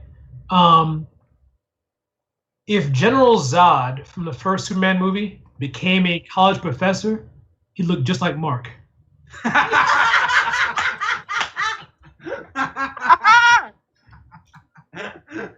I thought if General Zod's buddy in Superman 2, the bigger one who didn't talk, I thought if he had a mini-me, he would be Mark. We love you, Mark. Yeah. Who else can we make fun of real quick? Oh God, all of us, really. Yeah, Yeah. no, we're all such easy. We're all a bunch of crazy but very pretty people. The beautiful people. The beautiful people. Okay, of all of the references that were going to come out from anyone right now, that I did not see coming, Sean. Yeah, I better go with that one. Nobody called the Sean Franklin Marilyn Manson reference? No, that was not on the bingo Is that card. not at on the all. bingo card? It was not on the bingo card. Yeah, man. We'll know better for next time. Yep. Oh, Oofda. Next time. Speaking of next time. We have one more question before you do. What is one thing the players flat out missed that you just had to abandon as a plot point? Oh. You mean like per episode? The whole meta plot of the Space Princess thing, I had to just toss that out because, there was just no point in it because you guys were having too much fun doing the other thing. It's like, oh, you know what? We'll just pretend I didn't mention that thing. That'll be fine. Man. It came down to the wire in the first trip for Project Metaverse in the Weird West, dealing with General Custer. Oh. They looked like they were just going to skip over all of it altogether or cause a horrible debacle which would get them killed way too early. You know, instead, though, they died right on time. I honestly think I had less issues with that because I'd have one thing that people needed to figure out by the end of the episode. So it would be every time I tried to do the Iron Kingdoms metaverse, something would happen. That's true. We would lose an episode. We would always lose an episode, or something would go horribly awry. Oh, what was the one? What was the show? What was the one where Vanessa ended up with not appendicitis, but oh my god. Oh my God, she walked off camera. Yeah, and I can't to remember. the hospital. Yeah, but what did she have? I don't remember, but that was a crazy episode. I forget what the episode was, but yeah, we're in the middle of the episode, and Vanessa ends up leaving the set, going off to the side, laying down on the floor, is in a whole bunch of pain. We're all in that weird, stupid spot where we're not sure what's going on, and there's too many of us who have that the show must go on, the show must go on, sort of mantra going on in the back of our head. And then didn't Mark 1.0 end up taking her to the emergency room? Yeah, Chris emergency room. Vanessa and I were passing notes that whole time, and I texted Mark. Yeah. And I was like, "You have to take her to the hospital right now." Oh my gosh.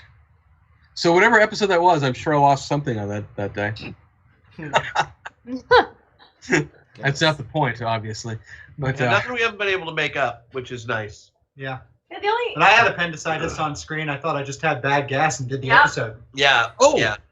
Speaking of Mark 1.0, you know what I recently discovered, Christian? No. I recently discovered that in the episode, so Hyper RPG, where we started doing the show, had a thing called Gauntlet, which was this Pathfinder-esque show. We won that show. I remember. We did.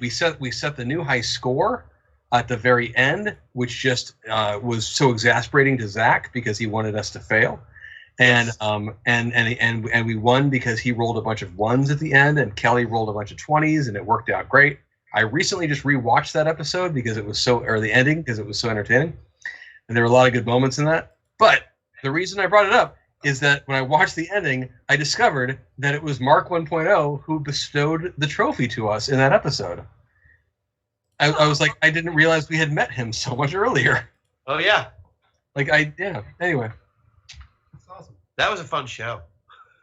What teasers can you give It about really next wasn't. week? It was hellacious, and we were all so crabby by the end of it because he kept trolling. Zach kept trolling us so hard. Yeah. But it was fun to win. Come watch Golden Guns. You should watch Teasers. Yeah, definitely watch Golden Guns. And Ultimate Dungeon Showdown. Ultimate Dungeon Showdown coming right around the corner, hopefully. So excited for both of those things.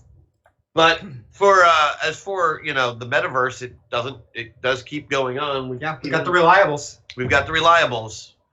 Do we have a start they'll date be for it to real announce soon. yet, or is Yeah, that dude. still? What was that? Do we have a start date to announce for the reliables yet? January. Yeah, we're saying January. Sounds good. Assuming we can get everything off the ground. Did you put together, by the way, that intro? Yeah. That I saw today? Yeah, That's it's not fantastic. quite finished. It There's looks still amazing. some tweaking to do, but yeah. It's really neat. Thanks. It Doesn't have- looks super cool. The freestyle- show is going to look super cool. And It doesn't have any featuring, freestyle rap. Oh. oh, I was gonna say it And, featuring John Stone. Yeah, featuring John Stone. We've got, Very much, yes, it will feature John Uh-huh. Stone. he's basically our only returning main character. That's right. Only returning standard cast. Yeah, other people from Masters in the Metaverse will show up for guest spots now and again, but John Stone is going to be a regularly occurring Reliables character and a very important part of the Reliables team. Uh-oh. But also for those of you who might hear that and go, "Oh, I love everyone I'm seeing. They're not going to be there." Like, you have to realize that we pulled all of these people into this world, and we have more people for you who It's true. are just as magical. I'm so excited. Oh, now, to clarify for people, John Stone's the only regular returning character, not Yes. the only regular returning player. Right. There'll be some familiar faces Yeah, we've got some familiar cast members in and the some show. new faces, which And- is very that's true. exciting. Very much. I think Guys, I'll my first talk chat about was really- asking for like a preview. A sneak peek. You're going to have to wait on any sneak peek on the Reliables so far. I think if we're good with the logo, I don't have it like prepped. Leah doesn't have it prepped, but we can drop the logo in Discord today probably if you guys. Absolutely. I'm okay with the logo. Oh, absolutely. Yeah, for sure. The logo can totally show. You'll And see we'll the do logo. we'll be doing cast announcements and character bios in the next couple of weeks for people who are interested in jumping on from the very beginning. Yep. And hopefully a little bit of pre-hype so we can get Get people everybody to to watch. watch. Yep. Good night, Larry. Night, Larry. Good night, Larry. Larry, get Us. healthy soon, man. We need you. Yeah. Yeah. And I know Mark put in there episode 0 about Golden Guns, but we're doing an editing process right now on some Golden Guns. So We don't know if it's live Ben or is not. Ben is the determining factor on that one. Yeah, So I was going to I'm- clarify that. I think the issue is so episode 1 is done, ready to go. It's on TFN but locked behind the like publish button, and so Merck was just wanting to know when we can allow people to watch it on TFN. The one we did for Halloween? Yeah, the one from the. As far as I know, whenever Ben says it's okay. Oh, Lumiere wants to know if they get a snapshot of how the new system is going to work. It's very simple as far as the new system goes. It's Savage World. Really quick, just to answer Merck's Everything question. Savage I think World. Merck, we're waiting on Ben confirming from a publicity standpoint and a TFN standpoint that we want to have episode 1 of Golden Guns available, and we haven't gotten that confirmation yet. So nobody here can actually answer that question for you, unfortunately. Yeah, it's Reliables is going to be Savage Worlds and lots of Savage Worlds. Yeah, we're converting the metaverse to Savage Worlds. Yep. 100%, and that gives us a huge, a lot of options as Pinnacle has agreed to give us free reign as far as their licensed products go, with use of their specialized game worlds, which includes some famous places you might have heard of before. Like Pinnacle has. Show the book. Show the book. Yeah, not that one, but the one. This one? That's the one. This one right here. Like. Yes. Yeah. Yes, that is so shiny. a Savage Worlds game setting. That's right, Flash Gordon. You're going to see Flash Gordon in the Reliables. And we wanted to move something to a little bit crunchier. We want basically our main characters, our heroes of the story. We want to give them a chance to actually level up and not just have to give them, new powers as milestones. This is like they get to spend their experience this time. It's a little bit more gamey, but it definitely got the same. Of a lot of the same feel. It's not going to be as huge world covering powers. The Reliables are about trying to institute small change, and how even the smallest among us can institute real change and make a difference in this world and other worlds. And Golden Guns Golden Guns is not a metaverse. Golden Guns is a game we're doing in Rifts. Yes, but Rifts happens to be a Pinnacle licensed product, so it could show up. You never know. Like maybe in a Maybe. They could show up. You might see Rifts and the Reliables. Who knows? Rifts. R-I-F-T-S. The game that was unplayable in the Savage Worlds made it playable. Yes. I bought that, man. Just kidding. We make funny movies about gaming. We do that. James, you have a waffle too. We have the last one. It's actually was gifted to Jess Weaver, one of our cast members from Blarlac. And yeah, we're kind of, we do owe this last I almost one. want to call her right now and make her listen. Isn't she on a different coast? Isn't it Yeah, I think it's midnight. It's midnight, yeah. It's like How? We have party with Jess Weaver. We know that girl of late. That girl got kids. That girl got kids, but you know that girl of late. Yeah. Yep. So here's my really bad, terrible waffle. And those of you who've seen me do these before know that when I generally write them, I write them to another song's guitar point or music point. And so this is borrowed from something by Bruce Springsteen. And, Oh, God. it's going to be really terrible. I'm sorry. Oh, James, you're gonna own it. Also, just really quick as we're closing up, props to all of the people who have GM'd Metaverse I don't actually know how to play this song, just so we're clear. and the world building. I don't know how to sing this song. Thank you, Maggie.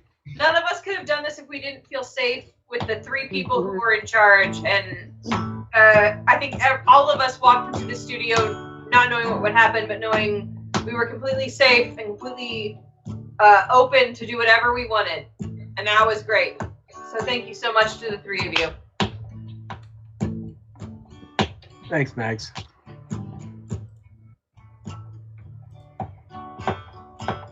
I had a friend who owned a PlayStation back in high school.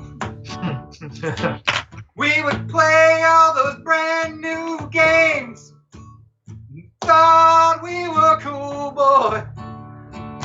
Saw some of those titles for sale in the App Store. Thought it'd take a second to check them out. I put a few on my phone, sat down, played a few rounds. Now all I keep thinking about cell phone games. Yeah, they'll pass the time. Cell phone games for the kids when you're on a long drive. Cell phone games. Cell phone games. Oh, keep going, please keep going. There's more.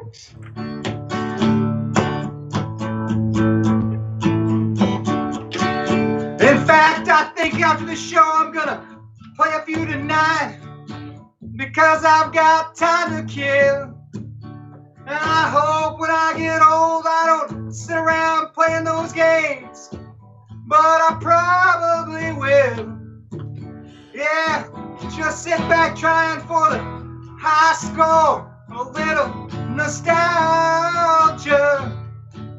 Well, time slips away, cause you've been playing nothing, Mr. Bud. Boring, boring, oh, cell phone games.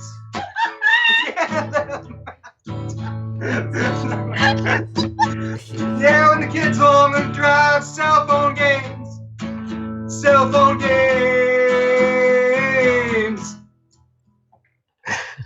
Thanks.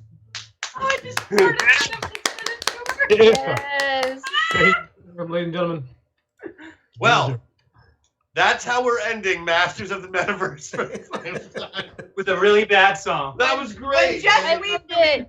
Mr. I'm very angry in the car. Maddox McFernan's revenge just happened. Yeah, she borrowed my phone on a car ride up to one of the shows at the studio, and then put cell phone games on it and was playing them on my phone.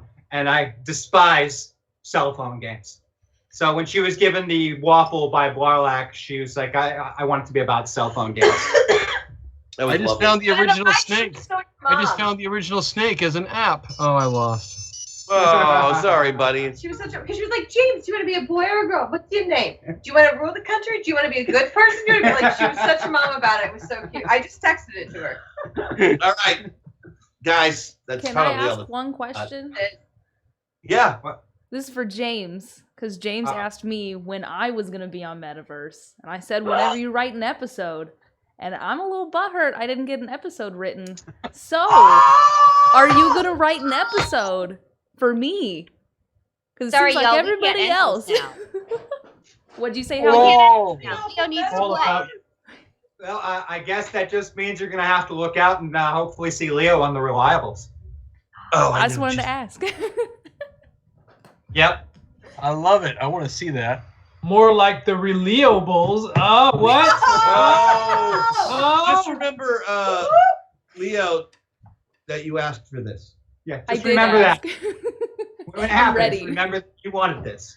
We're here for you. We understand. Helen and I can be your support team after the episode. That's right, I'm because ready. who else would you want but the two biggest criers in the cast? Look, we're very good at drinking. We may cry, but we can hold our goddamn liquor. That's the one. Because you let it leak out your eyes. Yes. It is a called defense recycle. mechanism. Oh, that's great. Hey, I'm in the top 3 on the crying. I just want that acknowledged. I want to thank everybody who took part in this show, whether they could be with us here tonight or not. Yeah. I also want to take a special moment. Chris, Odie, I learned a lot from you and into how to improve my ability to GM people, not just on a show, but in general. You taught me some really important lessons that I hadn't picked up yet, and I really appreciate that. Wow. Wow, James thank does you, not James. often admit to Oh my learning God. from actual people. You know, this is huge. That might make me cry. I'm going to cry. Thank you, James. I really appreciate it. And I've said it before. I'm just so grateful that you were willing to run with this show and do what you did and the way that you took it. Like it's, I was frankly burnt out and had other stuff going on, and I'm just so happy that you ran with the ball. You did a great job with it. Thank you. I appreciate the chance to do it, and thanks for Christian for talking me into it. Yeah, well, I knew you'd be good at it. I was right. Everybody now knows that I was right. that Christian's one always time. right. Nope, but not. But Well, this one time. I met One James time when I he was showed definitely up. right. I met James when he showed up to be Tom in the very first episode of Tom, and I'm like, "Who the heck is this?" And I knew nothing, and we did the show, and I'm like, "Okay, well that was kind of weird." And he takes off, and then I see Christian like the next week or whatever. I'm like, "So who exactly is James?" And Christian just starts raving about he is the best game master you will ever meet in your life. Hey, and just started, hey, Mark, that was between us, man. Don't let James know that I talk nice about him when he's not around. How am I supposed to get him to do this for so cheap? Well, we don't have any more money, so we can't like give him a raise. Right, that's so what I'm saying. We no can't raise. afford a raise at this point. That's why you give people praise. Then you don't have to pay them. Oh, okay. Clearly, you have never seen anyone in the military ever. You hear that? That's real. That's a real laugh. Fair point. Yeah. But also, Metaverse is, well, this Metaverse maybe has come to a close. Metaverse in itself has not. No, The Reliables is going to be adventures in the metaverse. So, Just going to get a new group of heroes that you're going to come to love, I promise. yeah. We put a lot of effort into the backgrounds and individual parts of these characters, and they are all intrinsically connected to the metaverse stories that you have watched and known and loved for all this time. But you won't have to have watched those stories to enjoy this show. But if you have, you'll get something that some of the other viewers won't. which Yeah, is nice. you'll know extra stuff that they don't. You'll have little Easter eggs everywhere. Like And why we have we- Leo we- in a we- bunny we- suit the third episode. You'll know why. What day of the week will that be viewing on? So Got it. make sure to like spread the word, tell your friends. We want to make sure that the huge part of launching the show is that we need people that haven't tuned into Metaverse, and there are so many people I've heard from that haven't tuned into Metaverse because they don't want to make the investment of the time and they feel like they don't want to they don't want to jump into it not knowing what happened before. So make sure it's really clear that this is a new show. It's not it's not a continuation of the metaverse. It's a totally new show. You should step don't into even have it. to know what tell all your metaverse friends, is. convince people this is the time to start watching a Zoe live show, that this is the one that they want to watch, that or Golden Guns. And hopefully we can That and Golden that Guns. and Golden Guns. Most of the people, if we get people hooked on one show, they start going, okay, let me see what the cast is doing on other nights, and we end up seeing people do multiple. So if we can get them hooked on any one of the shows, we can transfer them over. So Speaking of those Zoe shows, I'm super excited about Ultimate Dungeon Showdown. Ultimate That's going to be Dungeon. one of the coolest things you will ever see. Also, Savage Worlds, if I'm not mistaken. Yeah. It's one of the coolest things you will ever see on screen. It's going to be incredibly awesome. With several people in this chat involved with it, and I'll just leave it at that. Wahahaha. Thank you, everyone. All right, Thank you all dudes. so much. Yeah, we'll see you hopefully 4 years. Hopefully on a Monday coming up real soon. 4 years, 400 hours, 8 seasons, 19 pilots, hundreds of avatars. Hundreds. But only one Leo, baby. Yeah. Hey. Good night, everybody. Shout out to Pax. We'll see you all soon. Thank you all for everything. Love you tons. Messages on Discord. Gonna miss you guys.